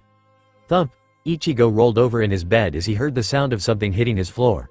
He looked to see a woman with black hair and a traditional outfit of days long past standing in the middle of his room. She had a sword strapped around her waist, and white socks with sandals. It's clothes. The petite woman noted as she looked around. Hopefully Sakura won't find it first. If she unleashes her shikai, I don't think this neighborhood could stand the magnitude from her attacks. Hey, who the hell are you? Rukia didn't even seem to notice Ichigo as she continued talking to herself. It couldn't have gone too far. Are you deaf? What are you doing in my room? Ichigo yelled. Rukia looked to the boy for a brief moment before walking out of his room. Hey. Ichigo decided that he may as well act by physical means, seeing as she didn't seem to take verbal communication too well. He kicked her in the small of the back with the flat of his foot, sending her down the steps. She landed in a heap before getting up with a groan. Gah, damn it. What the hell is here? She paused in the midst of her tirade, her eyes wide. Wait, you can see me? Of course I can. How could anyone not, with that outfit you're wearing? What are, an escapee from the local circus? Rukia felt her temper flare. I happen to be a shinigami. You would be smart to watch your tongue, kid. Kid? You're probably about my age, not to mention a lot shorter than me too, Ichigo fired back. I'll have you know that I've lived about 10 of your lifetimes already, and she cut herself off as she heard a scream from outside. That's Yuzu, Ichigo yelled. He was about to bolt out the door when another figure came limping into the house. Ichigo immediately recognized the figure, Karen. Ichigo. Karen, one of the two younger twin sisters of Ichigo's spoke, Yuzu. She's in trouble. Something is out there. I got away to warn. She collapsed in a heap as she passed out. Karen, Ichigo ran to her side, as did Rukia. Rukia looked her over once before nodding. She's fine, just unconscious. Stay here while I go help her sister. No way. She's in trouble. I need to. Bakudo number 1. Sigh. Ichigo felt his arms lock up behind his back as he fell to the ground. Hey, what did you do to me? Relax. You're trapped within my binding spell. It's only a level 1 spell, but even a human with spiritual awareness like yours shouldn't be able to be freed from it. Now stay here until I help your sister and defeat the hollow. Rukia wasted no time, and headed out to the street in front of the Kurosaki residence. The Kurosaki teen raised his head up as he began to get up. Hey, hold on. Let me out of this magic or whatever, now. Sakura paused as she felt a rise in a spiritual pressure that had slipped her senses until now. She looked to the direction it was coming from, and her eyes widened. Rukia, damn it, please let her be okay. With a burst of speed, Sakura disappeared in a flickering afterimage. She landed on a building for just a second to give another burst of speed, then disappeared a second time. She landed on the street where she believed the Ryotsu was flooding from, and gasped. There was a rather large hollow standing in the street, a gash in its mouth from a blade, which was most likely Rukia's doing. Before the hollow stood a single person, a male to be exact, with orange hair and a very large blade. Who is that? I didn't think we had another unit patrolling Karakura tonight. Sakura's eyes scanned the area, and she noted a woman leaning against a fence lining the street. She wore a snow-white kimono all the souls in Rukongai wore upon entering Soul Society. Her hair was black. Rukia, Sakura called out, racing to her friend's side. She crouched down by her side, and did a quick analysis of her. What happened? I can hardly sense any Ryotsu from you. Rukia looked to the mysterious Soul Reaper before them. I gave that boy over there my powers. I was heavily injured, and would have been destroyed if I hadn't done so. He was able to see me, and he broke out of a basic binding spell by sheer willpower and spiritual energy. That's next to impossible. How could— Sakura's thoughts were interrupted as a roar of pain echoed throughout the air. She looked to see the male slicing clean through the hollow's mask, causing it to disappear. He turned around to face the two for a moment. I beat the hollow, Rukia. Rukia gave a weak smile. I see that. Well done, Ichigo. Sakura looked to Rukia for a moment, her eyes trying to discern her friend's expression. How did such a weak hollow injure you? I got in the way. Sakura looked to the boy named Ichigo. What do you mean you got in the way? His sister was in danger of being killed. He did the only thing that should come natural to a big brother, and wanted to protect her. I had to stop the hollow with my own body in order to protect him. For a moment, Sakura felt pity for Ichigo, but it was soon replaced by the logical part of her mind. She walked over to the orange-haired teen, and jabbed a finger into his chest. Do you have any idea what the ramifications will be for what has happened here, do you? Ichigo actually lost his balance a bit as she continued poking him in the chest with her finger. She was strong for a girl of her size. Hey, I beat the hollow, didn't I? What's there to worry about? For starters, Rukia could. She stopped and let out a sigh, looking to her weakened friend. Damn it. Rukia. You should have at least unlocked your shikai if things got bad. I would have been here at a moment's notice. Rukia got up. Relax, Sakura, there's nothing to worry about. I'll just wait for my powers to return in a week or so. Okay, what do I do in the meantime? They'll notice 2 Shinigami missing a lot sooner than just 1. Rukia bit her lip. I think we need to pay a certain someone a visit. The Rosette's features were blank for a second before understanding dawned them. Oh no, we are not going to see him. It's bad enough that he's doing business underneath Soul Society's nose. We don't need to get involved in the black market and have crimes for abnormal involvement of mortals on our head. What other choice do we have, Sakura? The Kuchiki girl had a point. She sighed and looked to Ichigo. You. Me? Yes, you. Until we're gone from Karakura, you'll be taking over Forstood? Wait, what? No way, I'm not going to go running around and go after things like that. Perhaps I didn't make myself clear. You'll be taking over for Rukia, or you'll become my new training dummy. She slammed her fist into the road, causing a decent-sized crater to form. Her smile was defiant of her intentions. Okay? Ichigo looked to the cracked road, then to Rukia, who gave a similar smile. He decided there was no way out of this. Oh well. At least he'd have something to do after school now. If you asked Naruto about destiny, he'd probably tell you it was non-existent and that everyone was able to carve out their own paths in life. Still, he often wondered if perhaps he should reanalyze his ideals in that area. Surely some greater power liked interrupting his naps whenever he got comfortable. Naruto, you'd old. Where are you? The blonde-haired Arrancar of almost 260 years in age groaned as he heard a voice he had come to associate with both annoyance and joy. Quite the unusual combination, if you thought about it. Up here, Apache. A female Arrancar with dark blue hair, and the most unique pair of eyes he'd ever seen. Her left pupil was a deep amber color with a red ring surrounding her eye, much like Naruto's. Her right eye was an icy blue hue. She wore a standard Arrancar outfit with shortened sleeves and gloves. Among other things of note, her mask was like a horn that rested on the top part of her forehead. What are you doing up there? Harabel-sama says we have training, and you're napping, shouted the female Arrancar. Yep. Apache grumbled as she used a quick sonito to appear on top of the windowsill that Naruto was resting in. I should kick your butt for being such a lazy bum. It's embarrassing to know that you're my superior. Naruto gave a fake pout. Ah, Apache-chan. I thought we were friends. Besides, you and me are both Harabel's Fracione, so it's not that bad, right? The female Arrancar pinched the bridge of her nose. I should have made Sunday to Sunday find you. Haha, maybe, it's more fun to rile you up, though. Grr. Apache restrained a shaking fist. Come on, Harabel-sama's waiting. Naruto stretched lazily. Yes, ma'am. The two were walking down the corridor to the giant chamber where the Tercera and her Fracione sparred in only a few minutes' time. Naruto looked to Apache, and gave her a smile as she looked to him. She turned away with an annoyed look, though not nearly as angry this time. How has your Sero practice been going? Apache turned to the blonde and gave a sigh. Better. Not fast enough with generating enough power, but it's better. Don't worry too much about it. I tend to favor Bala over Sero, to be honest. Besides, no one should rely too heavily on any one skill. Your hand-to-hand is decent for someone with your level of experience. Give it another couple of decades and I'm sure you'll be a force to be reckoned with in Las Noches. I am a force to be reckoned with, moron. Apache said in an annoyed tone. Naruto just laughed while giving a half-hearted apology. The two entered the immense chamber constructed no more than 5 years ago after Harabel expanded the group under her command. The other two Fracione were waiting quietly as Naruto and Apache entered. Was he sleeping again? Asked a Fracione with long green hair and a flowing white dress that had sleeves covering her hands up. She had a hair clip-like mask remnant resting on the left part of her head, and 2 pink dots underneath her left eye. Apache snorted in annoyance. Yeah, nothing new. The green-haired Fracione covered her mouth with her sleeved hand as she spoke in a chiding manner. Naruto-san, you should know better than to take naps on training days. It's not good for Harabel-sama when she makes plans ahead of time for us to train and you're not here on time. Naruto shrugged his shoulders in a carefree manner. Sorry, son, I'll try to keep that in mind next time. The tallest of the 3 Fracione women laughed. He'll just find a better place to hide next time. Son, don't waste your breath. Mila Rose had long, curly hair of a dark brown color. Her skin tone was much like Harabel's own. A dark tan color. She wore an attire like that of an Amazonian warrior in the human myths of old, and had mask fragments that resembled a 3-section crown on her head, as well as a necklace. Naruto just continued grinning. It's not like you 3 could do anything about it. I could outrun the 3 of you with my legs bound together and my arms tied behind my back. They knew he was teasing, but it didn't mean they'd let him get away with it, says the same Arankar who was eating a mouthful of sand the other day.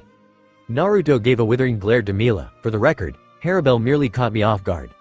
I could have been quick enough to block that axe kick of hers if I hadn't been occupied with Itachi and Sunday to Sunday attacking me at the same time.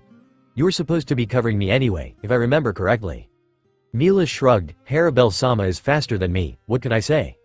You really ought to work on your arguments, Naruto. They're learning how to deal with you a lot quicker than I did. Naruto looked over his shoulder to see Harabelle walking into the chamber. Hey, Harabelle. I was wondering when you'd be here. I was here about 15 minutes ago, waiting for you. Ah, you didn't have to wait for me, there's no need for me to be here in order for you girls to start sparring. Harabelle blinked. All in favor of having a 4-on-1 spar against Naruto? I. Any opposed? I hate you all. Harabelle nodded to herself. Very well, seeing as there's already a majority vote, a 4-on-1 spar against Naruto will be today's training plan then. We'll start with a light warm-up. No resurrección. There was a general murmur of disappointment, followed by a single sigh of relief. Naruto didn't need them trying to beat him to a pulp while in their powered-up state.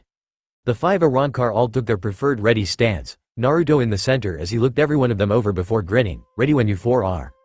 They all disappeared from view, Naruto spinning around as the wind from a blade being swiped brushed past him. Figures that Harabelle would be the one to initiate the spar. The blonde flipped back as Itachi phased in front of him, attempting to deck Naruto in the jaw. He wasn't surprised in the least when Mila was waiting for him with her Zanpakuto at ready. He channeled Ryotsu into his feet and used them to block her attack. You'll need to do better than that, Mila-chan. Naruto spoke while moving on his hands to deliver a kick to her midsection, sending her flying back a fair distance. Naruto quickly pushed off the ground as a bala crashed into the spot he had been moments ago. He looked to see Sunday charging another one up while Itachi made another attempt at engaging the media espada. Harabelle stood at a distance as the 4 fought. In truth, she rarely did any heavy participation when all of them fought. She wanted the 3 girls to grow on their own without the tercera holding their hands. Naruto did his part in assisting Harabelle with teaching them. He was more than qualified for doing so anyway, so she let him offer pointers when he could. Itachi, you're shorter. Use your leverage and height to your advantage, Naruto lectured while blocking the horned Fracion's fist with an open palm. Unless you plan on me giving you a nasty counter. You better also pull back quickly when attacking like that. Naruto demonstrated his point by grabbing her wrist and throwing her over his shoulder into the ground. She let out a gasp as she got the wind knocked out of her. Mila got up in time to see Sunday on defense as Naruto attacked her. The green-haired Fracion pulled out her concealed Zanpakuto, a sai hidden in her sleeve, and blocked Naruto's foot. Seeing her chance, Mila quickly sped over to attack Naruto from behind. Oops, better move. Naruto spoke, fading frog on a pillar. Mila halted her charge, and the 3 Fracion were soon standing side by side as Harabelle walked in front of them, facing Naruto. Hey, get down from there and fight. Itachi shouted as she rolled her shoulder a bit to get some stiffness out of it. Naruto's trying to bait you, Itachi. You should recognize that by now. Harabelle noted, earning a nod of agreement from Itachi. Naruto in turn gave a guilty smile. Ah, Harabelle, you had to go and spoil the fun. Fine. Naruto hopped down from the top of the pillar, and pulled out his blade. Let's turn this up a bit. What do you say? The response was unanimous as the blonde's opponents all held their Zanpakuto at ready. Itachi unstrapping the bladed bands around her wrists, Mila holding her broadsword in front of her and Sunday holding her side close to her. Harabelle gave a small shake of her head. If you're going to be heavy with the blade fighting, I'll have to pass. I don't really feel that it would be fair on your part if I drew my blade when you have 3 others to worry about as well. Naruto sent her flat look. Come on, Harabelle, we've known each other for what now, 70 years? Maybe more? You know I can handle 4 of you in a Zanpakuto fight. You think so? Harabelle taunted with a twinkle in her eyes. I always admire your enthusiasm, but I think it'd be best if you forego about this. I'll watch from the sidelines. Fine, but don't blame me when you get bored. Naruto shrugged, spinning his blade around once in his hands before gripping it by the handle tightly. The 3 younger Fracion split apart to attack Naruto from different angles. Naruto crouched low and raised his blade above his head as Mila's broadsword-style Zanpakuto crashed into his blade. He grunted and with a mighty heave, pushed her off of him. Before he could blink, Itachi was at his side, a bladed band aimed at his face. He leaned back and delivered a snap kick to the stubborn Fracion. She flew back a bit, landing on her feet and rubbing her sore jaw. Tisk, Itachi-chan, I told. Stay low and use your height to your advantage. You could have decked me in the stomach twice and delivered a clean shot to my mug instead of going straight for the face. Think before you. Sunday took Naruto's lecturing monologue to her advantage and tried to get Naruto in the back. The blonde Arankar had to applaud Sunday to Sunday. She was the one with the most analytical mind of the group, though she lacked the firepower that Mila Rose and Apache had. She tended to be a fighter who would wait for the best moment when the enemy least expected an attack. She wasn't fast enough though.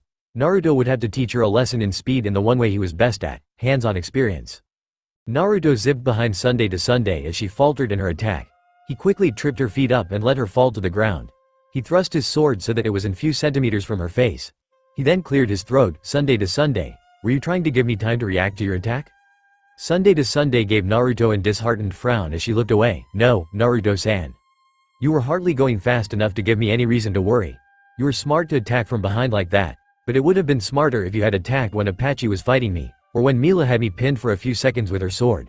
You're smarter than this, Sunday to Sunday, and you know it. The blonde gave her a gentle grin as he helped her up. Now, we're going to try this again, and this time, all three of you will be given a chance to come up with a plan. Sound fair? In truth, Arankar didn't really fight in teams. Grimmjow certainly didn't, however, these three were an exception.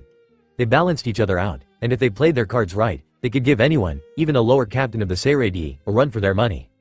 Apache was a tenacious and forward approach fighter, and she was good at dishing out and receiving a beating when she needed to.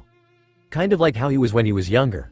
Mila Rose was the most powerful in overall strength, and her energy-based attacks were marginally stronger than the other two. She didn't have the speed of the others though, but it took a good observer to notice this. Sunday to Sunday obviously was the one who would try and find the enemy's weakness, and she was the best at conserving her powers. She wasn't as fast as Apache, but she certainly made up for it with her grace and footwork. Naruto is right.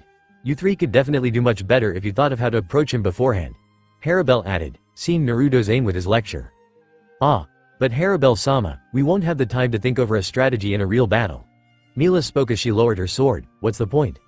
Figuring out a strategy now will help the three of you later on. If you can figure out how each of you would best approach a certain enemy, be it a large one, or a one with amazing speed. By doing this planning in a spar, you'll know what to do in a real fight. The Tercera replied as she looked to Naruto. Naruto, go on the defensive. Only counter if you have no other option. The blonde gave a nod. Okay. He turned to the three women and winked. Let's try this again. Take a few minutes and figure out a strategy here.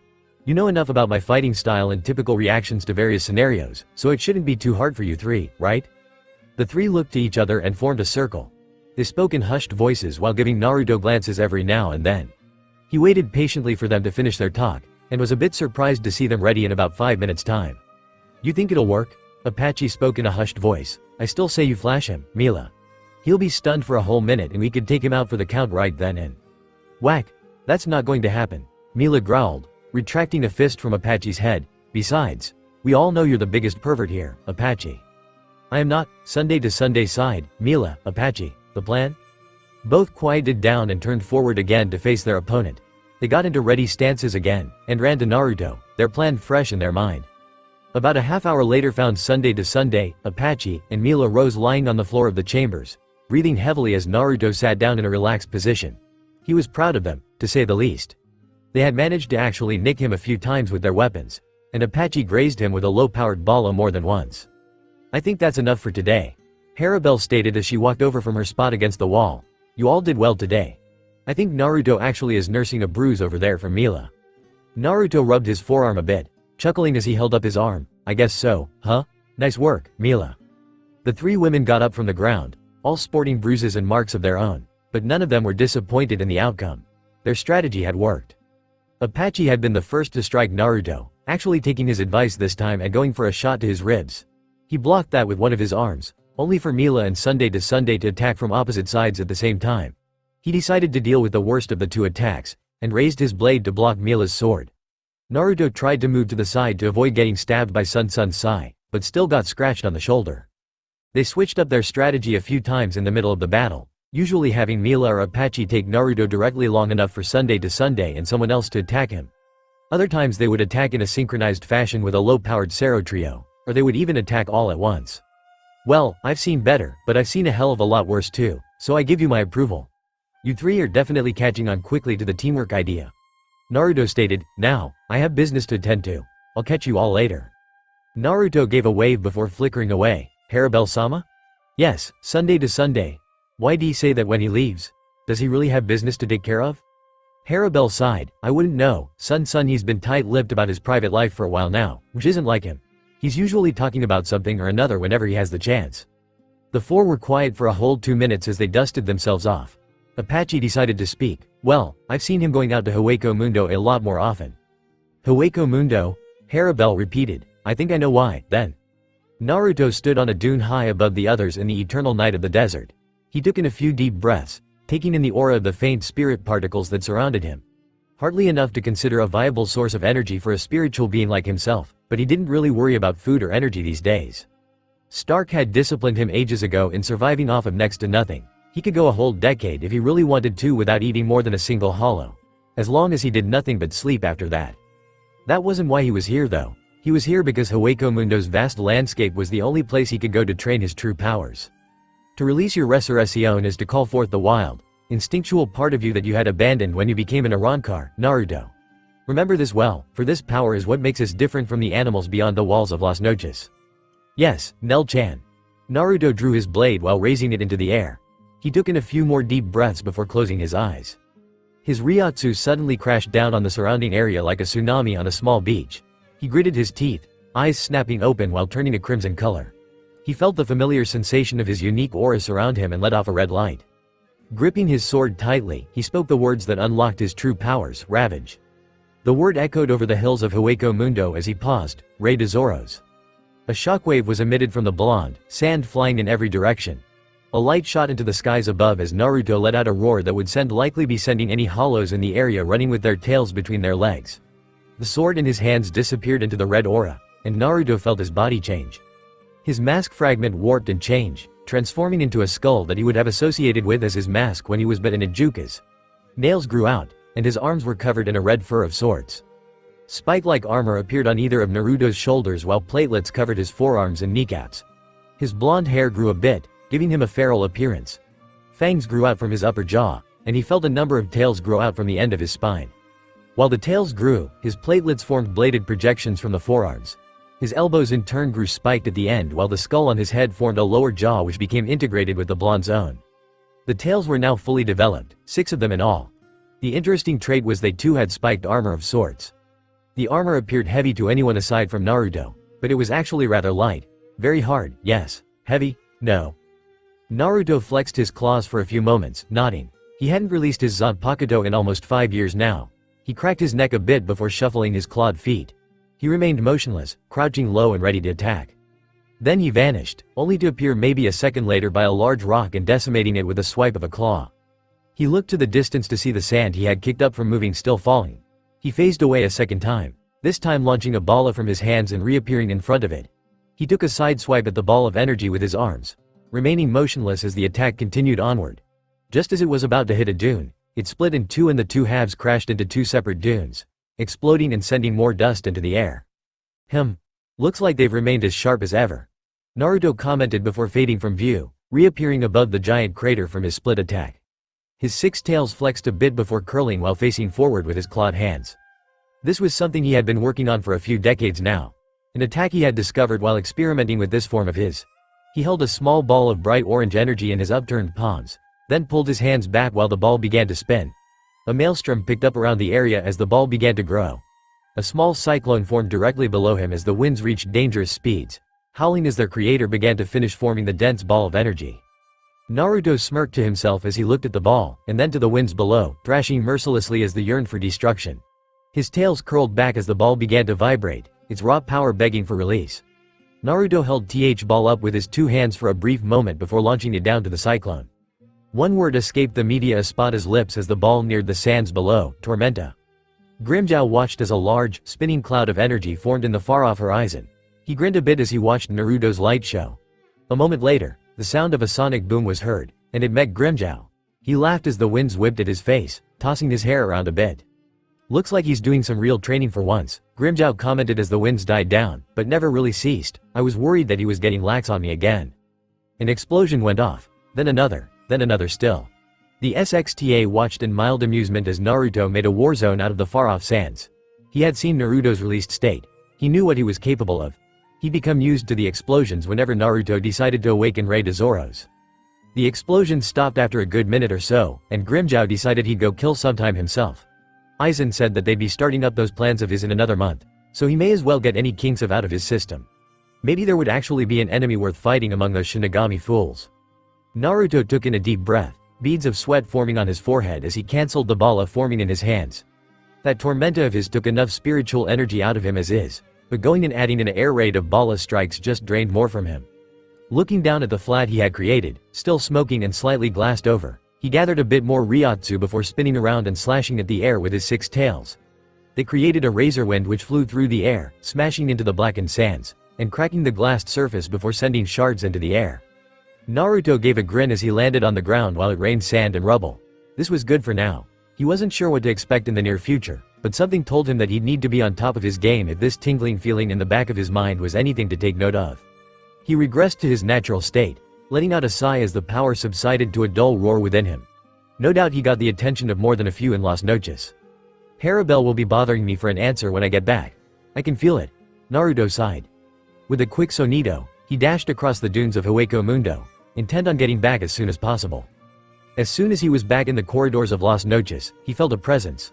Lo and behold, there was Harabel, looking at him with her usual calm and patient expression. Your resurrection is as strong as ever. Yeah, I felt like letting loose a bit. Haven't really gotten to go all out for a long time, and hardly anyone but Grimmjow will go to that level and spar with me. Harabel decided to cut to the chase. Naruto, what have you been up to these past couple of months? Apache's been saying that you've been going out to Hueco Mundo more often these days. Ah, this Naruto was prepared for. Aizen says that we need to PR myself, that's all. Harabel gave Naruto a critical look before sighing. I'll accept that for now. I would think otherwise, seeing as you nap a lot more often than you used to. It's not like you. She turned to head down to her chambers. Naruto felt a wave of relief wash over him as she continued down the hall. That wave of relief was short-lived though. Naruto, I know you've been suspicious of Aizen-sama's activities lately, and that you're not all that thrilled about his plans. The whisker-marked blonde looked at the back of his superior, tensing a little as she stopped her trek down the hall. She turned her head slightly, waiting for an answer. He gave a laugh. What are you talking about, Harabel? I'm not. Face it, Naruto, you're too good at being honest to lie. She cut him off, her eyes still not meeting his. I just hope that whatever you're planning won't be endangering everyone. Crap. Well, she was onto him now. He spoke, so you're saying that you'll stop me if I do something that Aizen wouldn't approve of? He had been expecting her to reply with a yes. He was surprised when she was silent for what seemed like an eternity. She then turned forward and continued down the hall. Naruto blinked. That was unexpected. What did it mean? Naruto groaned as he rubbed his temples. Damn it, he'd need to find Grimmjow. He usually was good at helping Naruto let out some stress. That and Naruto felt like he could use a good beating to help him forget about the crap going on right now. He'd have to be on his toes now. Harabel was suspicious of him. Or maybe she wasn't, and simply knew he was planning something.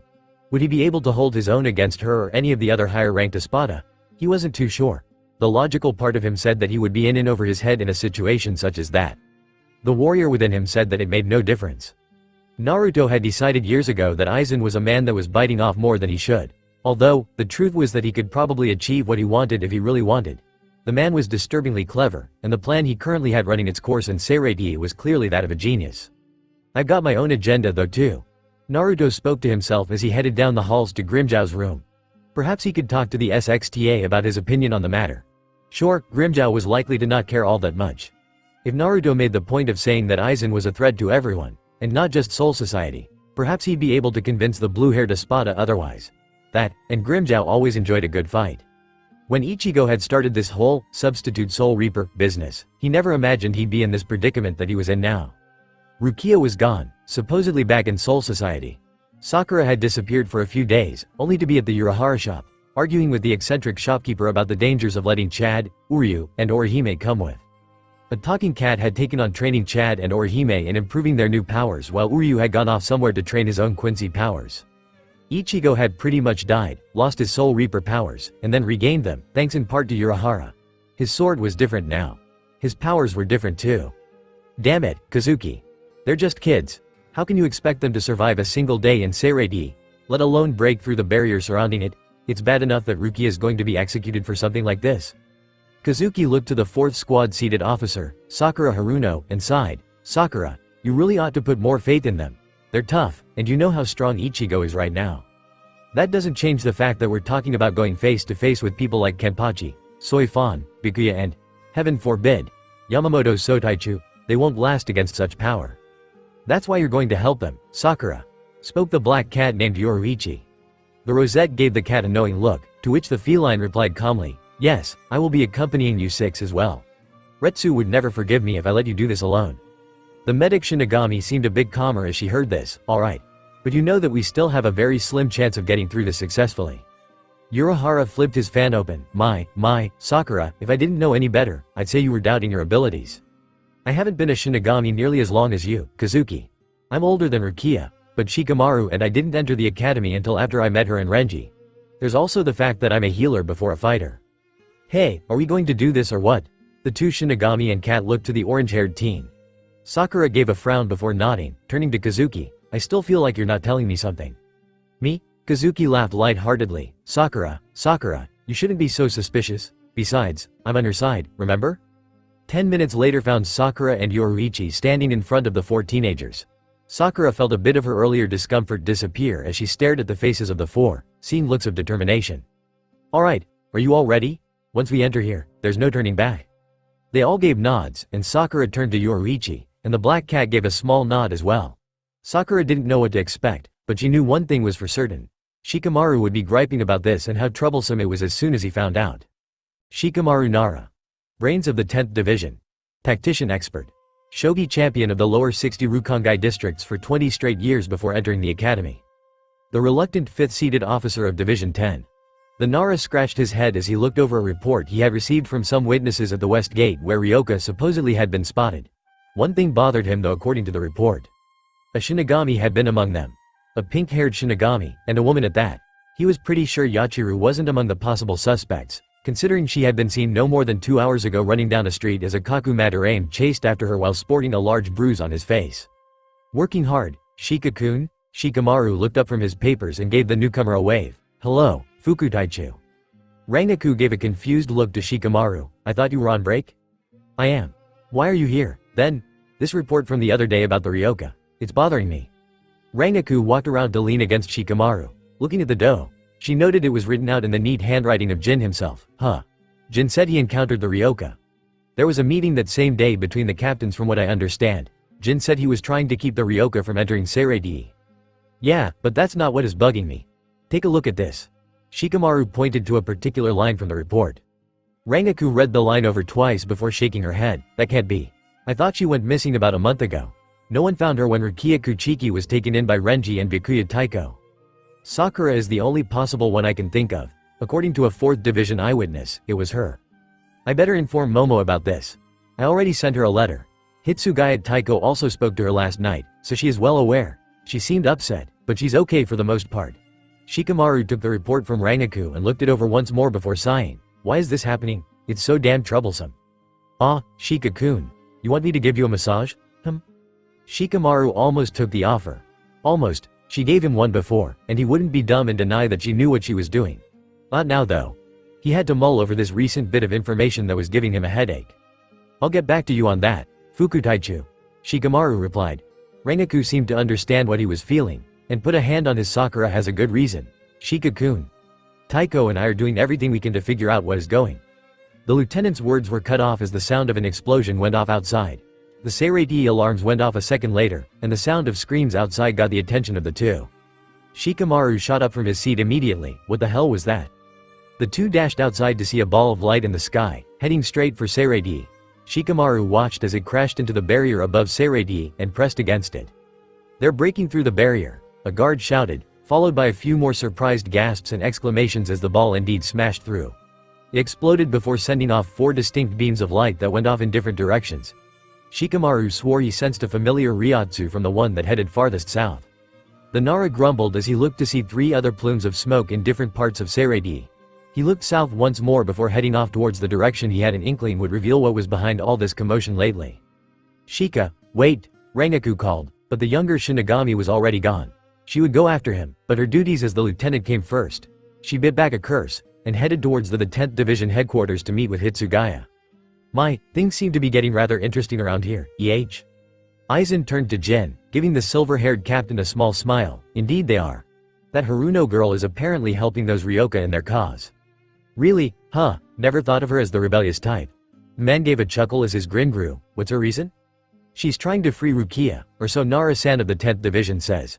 He was knocked out by her after she released her Shikai on him. Aizen spoke while looking outside his window, calmly watching the moon glow. She shouldn't be underestimated.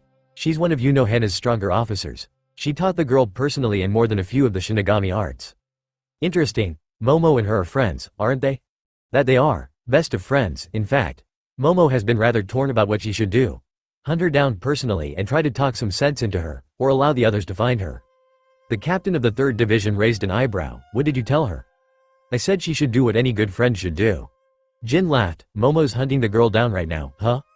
Aizen's smile remained on his face. Yes. The poor girl is too easy to manipulate. In the meantime, I can begin with our plans. You know what to do, right Jin? Jin just smiled in a fox-like fashion. Naruto drummed his fingers on the tabletop as he waited for Stark to enter the chambers. Looking down the table, he watched as Yami rested his chin on the palm of his left hand while his eyelids drooped every now and then. Grimmjow alternated between glaring at Ulquiorra while the 4th Espada ignored him and grumbling about waiting. The others were for the most part quiet. Naruto decided to strike up a conversation, even if he knew it would annoy everyone more than anything. So, anyone else find human artwork weird? A pin could have been dropped and been heard as it became quiet. Naruto simply grinned innocently as the 9 Espada at the table gave him looks between amusement and annoyance. What the hell, Uzumaki? Who cares about art? Naruto shrugged his shoulders as Yami decided to kill time by arguing, I just was curious, that's all. I mean, I can understand that someone with your mental capabilities wouldn't be able to hold such a conversation, but I figured I'd try and humor myself. Yami stood up, Ariniero being the only one between the behemoth and the blonde media Espada. What did you say? I said I can understand that someone with Naruto, enough. The Uzumaki snorted in laughter as Harabel cut the blonde off. He sighed with a weak chuckle. Yes, Harabel-sama. Yami looked to the younger blonde for a moment before turning to the Tercera. She gave Yami a steely gaze. He decided he may as well sit down. No use getting in a fight only for the others to end it. The main chamber doors opened as Stark walked in. He gave them all a bored look before continuing to the table. He sat in his chair, looking around before speaking. Aizen-sama has sent us a message. His plans had to be changed a bit, but he's close to obtaining the Hogyoku. Had to change his plans? Asked Ulquiorra, receiving a nod from the Primera. What's the reason? Stark shrugged, not too sure. He sent a hollow back with a report saying that some intruders entered Seirei to retrieve the one holding the Hogyoku within her.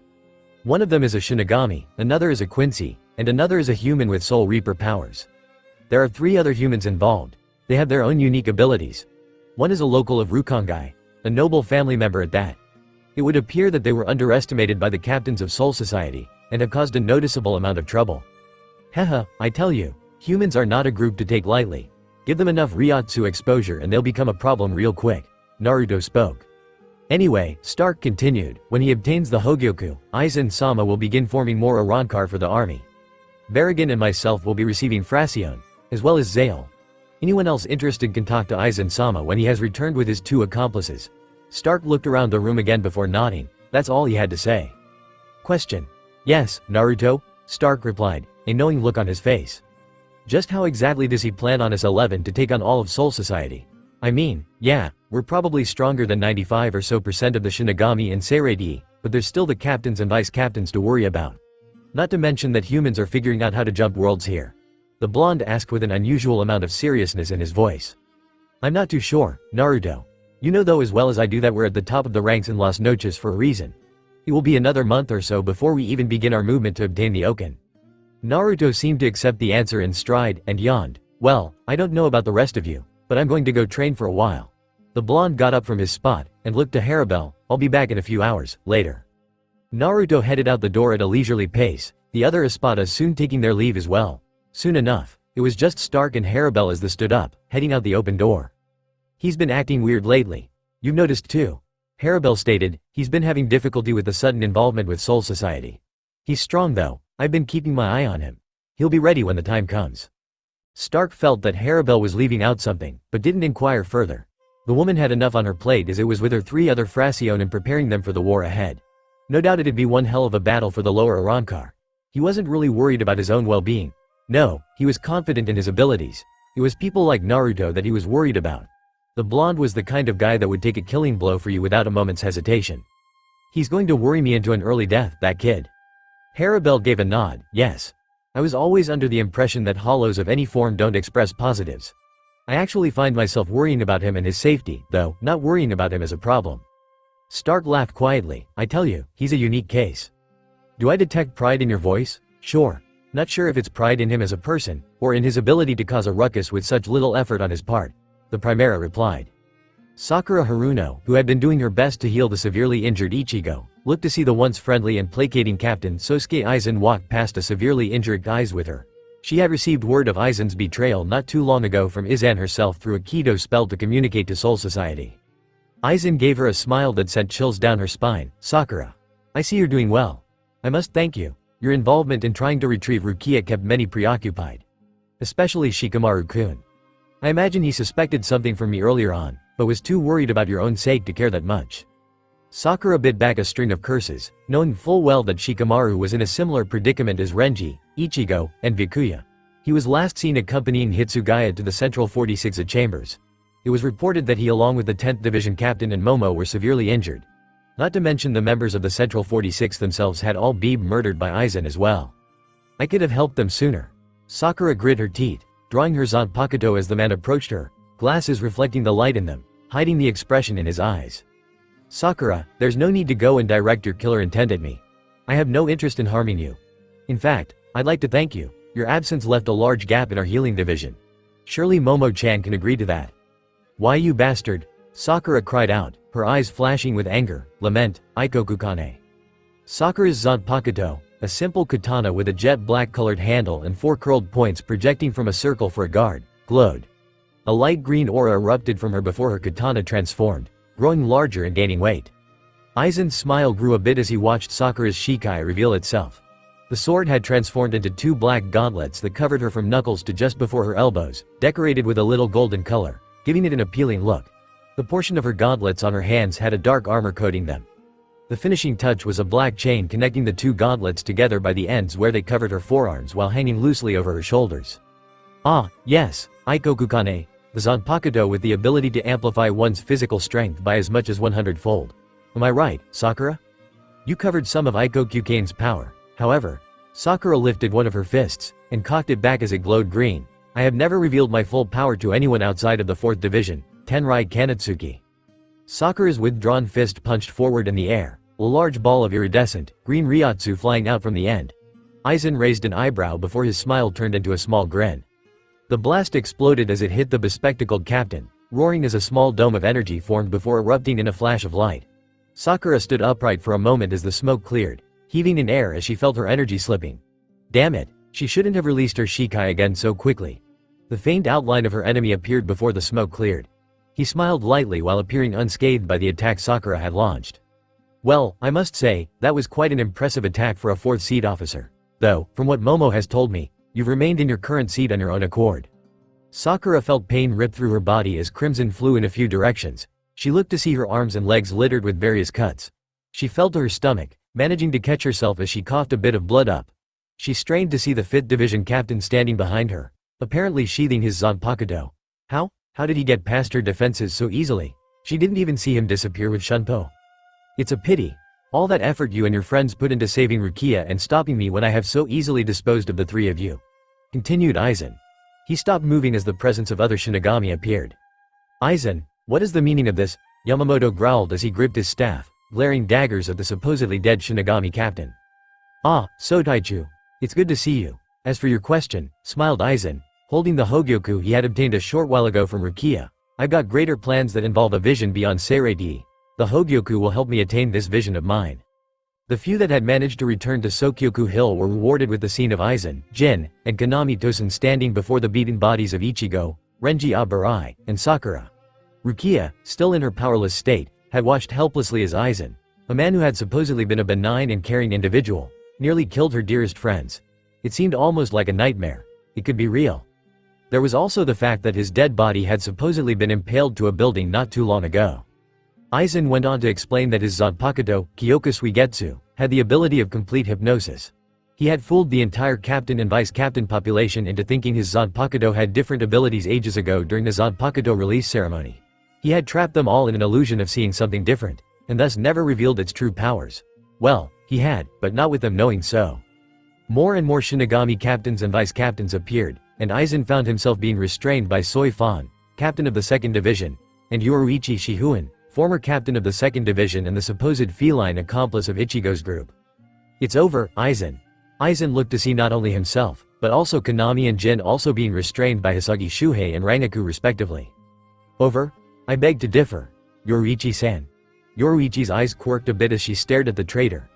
A tingling feeling in the back of her mind started sending a mental warning through her being. Soi Fan, get away from him, now. Soi Fan cocked her head to the side in confusion, but her silent question was answered a moment sooner as a ray of light shot out of the sky. The two women, along with Rangaku and Hisagi, moved away from their captives. Similar beams of light shot down and enveloped Tosen and Jin as well. Negation, spoke Yukitaki, the captain of the 13th Division. He along with the others looked up to see a horde of Manos Grande opening up the rift in the sky, that means. He shook his head, Aizen, have you truly sunk so low? You're too proud, Yukitaki. I plan on achieving greatness, and rising above this realm you call Soul Society. I alone will stand at the top. Aizen pulled off his glasses while shattering them, and smoothed back his hair, giving a surprisingly new look to himself with such a simple gesture. Goodbye, Shinigami. Aizen cast his grin over to Ichigo as he neared the rift. Goodbye, human Ryoka boy. It was truly interesting experience in meeting you. With that, the rift closed. A faint wind blew through the area, and the horrible feeling of this event being just the beginning settled in the pit of everyone's stomachs. Naruto was the first to greet Aizen, Jin, and Konami as they walked into the main chamber of Las Noches. He gave a bow to the three men, deciding to take on a more mellow role as an Arrancar for now. It's good to see you again, Aizen-sama. The leader of the Espada stopped before Naruto. Ah, yes. Naruto, these are the two gentlemen who helped me obtain the Hogyoku. Naruto was quickly introduced to Konami, Tosen and Jin Ichimaru, giving both men a grin as he nodded to the two. This is Naruto Uzumaki, the Media Espada of Las Noches. Media Espada? Jin repeated, giving Naruto a curious look with his smile not faltering in the slightest. I don't believe you ever told me about such a position of power, Aizen. Aizen-sama doesn't like to advertise his secret weapons that much, Jin-san. Naruto replied with a somewhat boastful tone. You could call me the ace up his sleeve. The extra round of ammo, the cavalry of the Espada, the... He's quite the talker, isn't he? Jin asked quietly while Aizen merely nodded, used to this behavior from the blonde. Naruto, would you care to give these two a brief? Well, this was unexpected. He was just expecting to being the one greeting the three. Nothing more, sure. 5 minutes later found Naruto walking down the halls of Las Noches, pointing out the various landmarks and rooms. That room belongs to Okiura. He's okay, I guess. He could stand to smile a bit more often, but it's not my business. He's the fourth Espada. Let's see. Oh, down this hall and 2 rights will bring you to the training room that Harabelle-sama and her Frasion train in. Jin was finding this young-looking Arrancar to be a welcome start to Las Noches. He had been expecting lots of dreary, bleak skies and Arrancar with the social skills that made Konami look like a chatterbox. Didn't you say that you're the Frasion of the Tercera as well? Naruto turned around, giving Jin a smirk. As a matter of fact, yes. I'm proud of it too. She's one of the best sword. Naruto, you really need to learn to keep your voice down when you talk. These halls are good at carrying sound. Haha, sorry, Stark. Naruto stood to the side, and looked to Jin and Konami again. This is the Primera, Stark. He was my superior before Harabelle took me as her Frasion. Stark gave a wave to the 2 former captains. I was told that 2 newcomers arrived. Pleased to meet you. He yawned a bit before glancing to Naruto. Aizen in his chambers? Yeah, he told me to let you know that you can head over there whenever you're ready. Stark gave a quick nod before heading down the opposite direction the trio was going. He seems pretty laid back for the Primera. Konami noted as they continued down the hall. Is he really that strong? I have yet to last more than 5 minutes in a serious training session with him. Naruto replied, although, I think that's partly to do with the fact that I haven't really sparred with him in over 4 decades. I've gotten better since then. They continued for another half hour before Naruto led them back to the main chamber of Las Noches. Naruto decided that the 2 men weren't half bad, though Konami seemed to be a man of few words. Jin was okay, seeing as he talked to Naruto with a genuine interest in what he had to say. This was a problem though. Naruto had not been expecting Aizen's 2 accomplices to be captain-level Shinigami. He should have known better though. Aizen wasn't foolish enough to have weak underlings help him with such a job like obtaining the Hogyoku.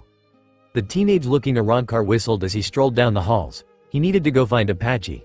She had been asking Naruto to help her with her Zanpakuto release lately. As her superior, he was responsible for her growth. Harabelle would have been willing to help her as well, but Naruto had actually asked the young Frasion first. Surprisingly, Apache had accepted without questions asked. He didn't have to look long for her, seeing as she was leaning against a pillar with Mila Rose and Sunday to Sunday by her side. She looked up and gave Naruto a rare grin. You're on time for once. I was feeling generous. The 4 shared a chuckle before Naruto's face became a bit more serious. I take it you 2 want to join the Resurrection training today? Harabel-sama is meditating, and he didn't want to disturb her. We've got nothing else going on. Mila replied, accompanied by a nod from Sunday to Sunday. This may actually prove to be better for us then. Apache, I want you to proceed with the drills in holding your ryotsu at its highest maximum without releasing your blade. Just like we did the other day. Naruto instructed as the four headed out to the White Sands. Mila, Sunday to Sunday, I'll get you started in the same drill Apache's doing. It'll help you with your ryotsu growth and make it easier to maintain high amounts of power without relying on your Zanpakuto's release to bail you out. Why would we want to do that? I thought it's important to have a grasp over your resurrection. It is, Mila. However, suppose your enemy manages to disarm you before you can call out your released form. Then what? Your enemy is strong, yet you can't use your resurrection. You'll have to fight them long enough to create a distraction and retrieve your blade. Managing to sustain a high ryotsu level is essential to being a strong Arrancar. The two gave a nod while Apache walked off some distance to begin her training while Naruto prepped the other two, explaining the basics of the drill. After he got them started, he walked off to lean against a nearby pillar, watching the three from a distance. Sure enough, Apache was having the easiest time with reaching her maximum power. Sunday to Sunday seemed to be doing fine as well, and Mila was just a little slow in raising her ryotsu. It wasn't a surprise though. Naruto always believed Mila Rose was the strongest of the three. Apache was improving quickly though, and even Sunday to Sunday seemed to have taken that last training session to heart. Her ryotsu seemed to carry a greater weight to it. It wasn't much, but it was more. Hey, don't tell me you're falling asleep, Apache shouted, beads of sweat dripping down her face and neck from sustaining her maximum for almost 20 minutes. Naruto's eyes fluttered open, and he realized he had been dozing off. Dang, he was doing that more often. Harabel was right. Stark was starting to rub off on him. Maybe it's a side effect of being old. Naruto commented to himself, sorry, Apache-chan. Go ahead and release your Zanpakuto if you want. Mila, Sunday to Sunday, 5 more minutes for you too and then you do the same. Apache gave a nod. A few moments later her released form standing before the blonde, now adorning antlers and hooves where her feet had been. Naruto grinned at her, receiving an angry look from Naruto. Stop laughing, it's not cute. I'm the Fraction of Harabel-sama. My resurrection is powerful. Naruto raised a hand as he restrained a snort of laughter. I'm sorry Apache-chan. I agree though that you're powerful. But I think if you looked in a mirror you'd see what I mean when I tell you it's cute. Apache stomped one of her hoofed feet in the sand, her ire getting the better of her. Shut up, baka, it's not cute. Naruto sighed while wiping away a few tears from his restrained chuckles. Alright, hee-hee. It's very dignified and speaks of power and prestige. Naruto looked to see Mila and Sunday to Sunday restraining laughter as well. Naruto's just teasing you, Apache, jeesh. Mila spoke, besides, there's nothing wrong with being cute and strong at the same time. 5 minutes passed with Sunday to Sunday and Mila Rose also releasing their Zanpakuto. Naruto smiled at the two, Sunday to Sunday having a snake tail replacing her legs and her 3 hair clip-like fragments now growing to the back of her head like a crest of sorts. Mila Rose's release seemed to make her look more feral, just like the name of her Zanpakuto. She gained a more armored attire, longer hair, like a mane of sorts with a streak of brighter colors to her usual brown running down the middle, and carried a larger sword than before. Sierva, Anaconda, and Leona. Naruto nodded to each one of the girls before continuing. Harabel told me you 3 learned a new ability recently. Something involving the combination of your powers. I'd like to see that. The 3 seemed hesitant, looking at each other with uneasiness, then to Naruto again. Sunday to Sunday spoke, with all respect, Naruto-san, it would probably be better that we don't. We prefer not using that power unless there's no other choice. It's deadly. And we're not even sure if we have any real control over it. Ha ha ha, come on. I'm stronger than you 3 give me credit for. Whatever it is, I'll be ready for it. Apache looked to the 2 beside her. Do you really think he could handle alone? Well, he is Naruto. Mila noted, he probably could. I just don't like the idea of ripping off our left arm for a spar. Naruto raised an eyebrow. Ripping off your arms? What? Why yeah. Apache added, rubbing said arm. We have to rip off our left arms and combine them together to create a being called Aladiest of techniques, but it's powerful. Alone's a combination of our abilities put together. I see. Naruto spoke. Well, I imagine ripping off your arms would be a bit much. I'll tell you what. For now, all 3 of you will face me at once.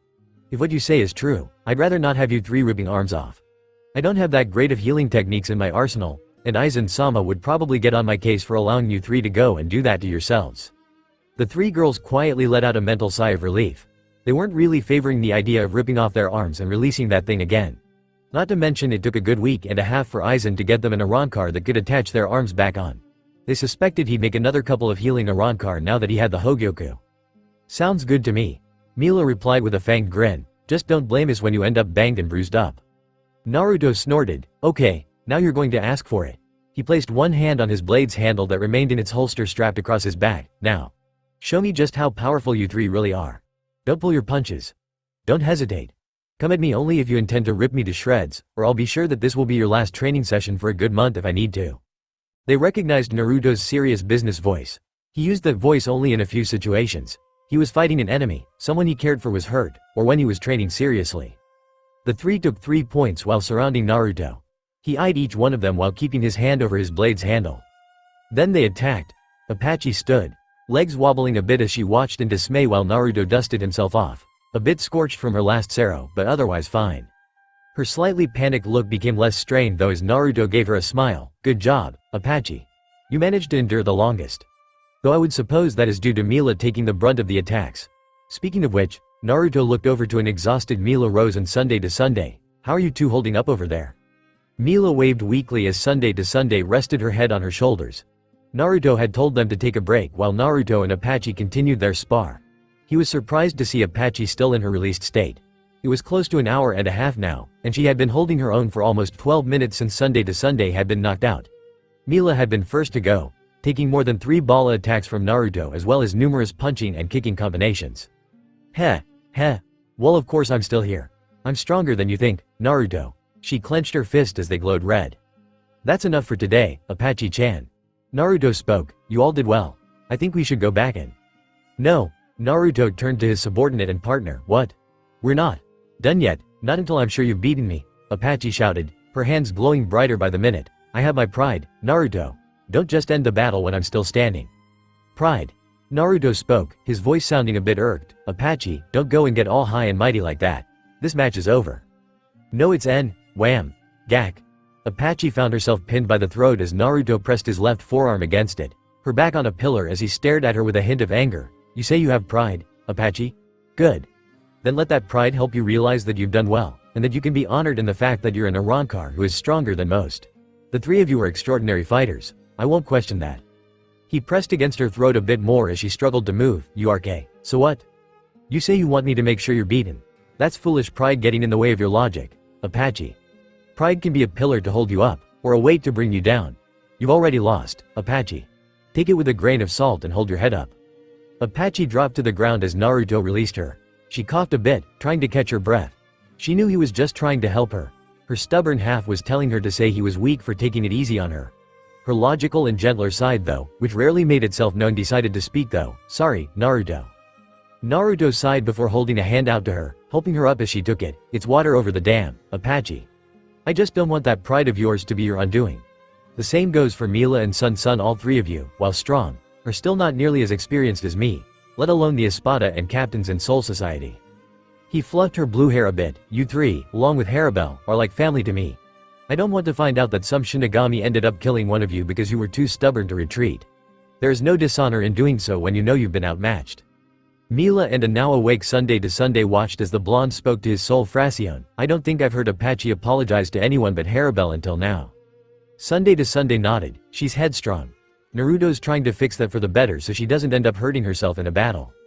Itachi had grown to respect Naruto a bit more that day. She was humbled, treated like a child. Yet, at the same time, Naruto had shown her more respect than she had expected from a superior. He wasn't obliged to train her. Neither was Harabel. Fracione were to serve the Espada, not receive training from them. Naruto had told her once that a team is only as strong as its weakest member. If that team doesn't try to help that individual, the team will collapse. Itachi had grown up a bit right then and there. She would do her best to not let that Arrancar pride go to her head. She'd earned the right to be proud. About 2 weeks or so passed for Naruto since Aizen had returned with Konami and Jin. The blonde wasn't too surprised when he had been called to the main chambers along with 2 other Arrancar, Ulquiorra and Yami. I have a special mission for you three, Aizen began. Karakura, as you know, is full of spiritual energy.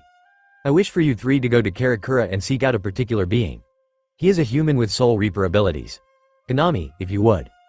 Tosin gave a nod before pulling on a lever that brought up a projection of an orange-haired boy in his mid-teens. This boy was one of the Ryoka that managed to infiltrate Soul Society. I want you three to go down to Karakura and test his abilities. If you meet any other spiritually sensitive beings, do as you like with them, though your main objective is to find and measure the boy's abilities. What's got your interest set on him, Aizen-sama? Naruto asked casually. This boy. He's an interesting one. I truly don't know where to place him in terms of strength, though it is safe to say that he has a good deal of power. Fair enough. Naruto replied, I take it we're leaving as soon as possible? That would be best, yes. The man replied while taking a sip of tea. Alright, well, I guess we better get going, huh? He turned to give Yami and Ulquiorra a grin. Ready when you two are. Yami grunted while getting up, and Ulquiorra did likewise, though without so much as a sound. Naruto really wished that he could have at least had Baragan come instead. The Segunda at least was tolerable, despite his slightly inflated ego. The two exited Las Noches and made a rift with Garganta before walking in. The tunnel closed as they stepped in, heading towards the human world. A moment or so later, the three reappeared in the blue skies of the human realm. Naruto took in a breath of fresh air. Ah, man, this place just doesn't get old. What do you think, Yami? Yami gave the blonde a slightly irritated look before scanning the area. He shrugged, it's alright. Naruto decided that was the best he'd get in response from either of the two, so he decided to get to work, right? So, we're looking for a teenager with a stronger than normal Ryotsu level. Orange wrap. Naruto sighed. You realize that even if we were seeking out Ryotsu levels that it'd take a good portion of time, especially if the kid's got control of his powers. Ulquiorra turned to Naruto, we'll just have to create a beacon for the boy then. The three landed on the ground, which happened to be in a park area. Naruto noticed a group of teenagers doing some sort of practice for a sport or another. Yami gave a smirk, but Naruto immediately caught on. Yami, leave them alone. It's hardly fair to attack someone who can't fight back. Yami was about to inhale their souls with his ability, Ganzui, but grumbled as he stopped sucking in air. Fine, human lover. You got a problem with it? Yeah, what kind of Arrancar cares about humans? Seriously, I mean, they're weak, they don't know anything about us Arrancar, and they spend their lives sitting on this mudball living pointless. You know, I think I should get you a rock album sometime. I think you'll find yourself liking humans a lot more if you listen to their music. Naruto replied, giving a chuckle as Yami grumbled. Enough. Ulquiorra commanded, Uzumaki, seeing as you like being the center of attention, why don't you raise your Ryotsu so that the others in Karakura that are spiritually sensitive can feel it? Naruto gave a shrug, and with an exhale of breath, slammed a wave of Ryotsu down onto the human settlement. He immediately sensed a few spiritual presences respond, and grinned with amusement. Looks like we'll be having company sooner than I expected.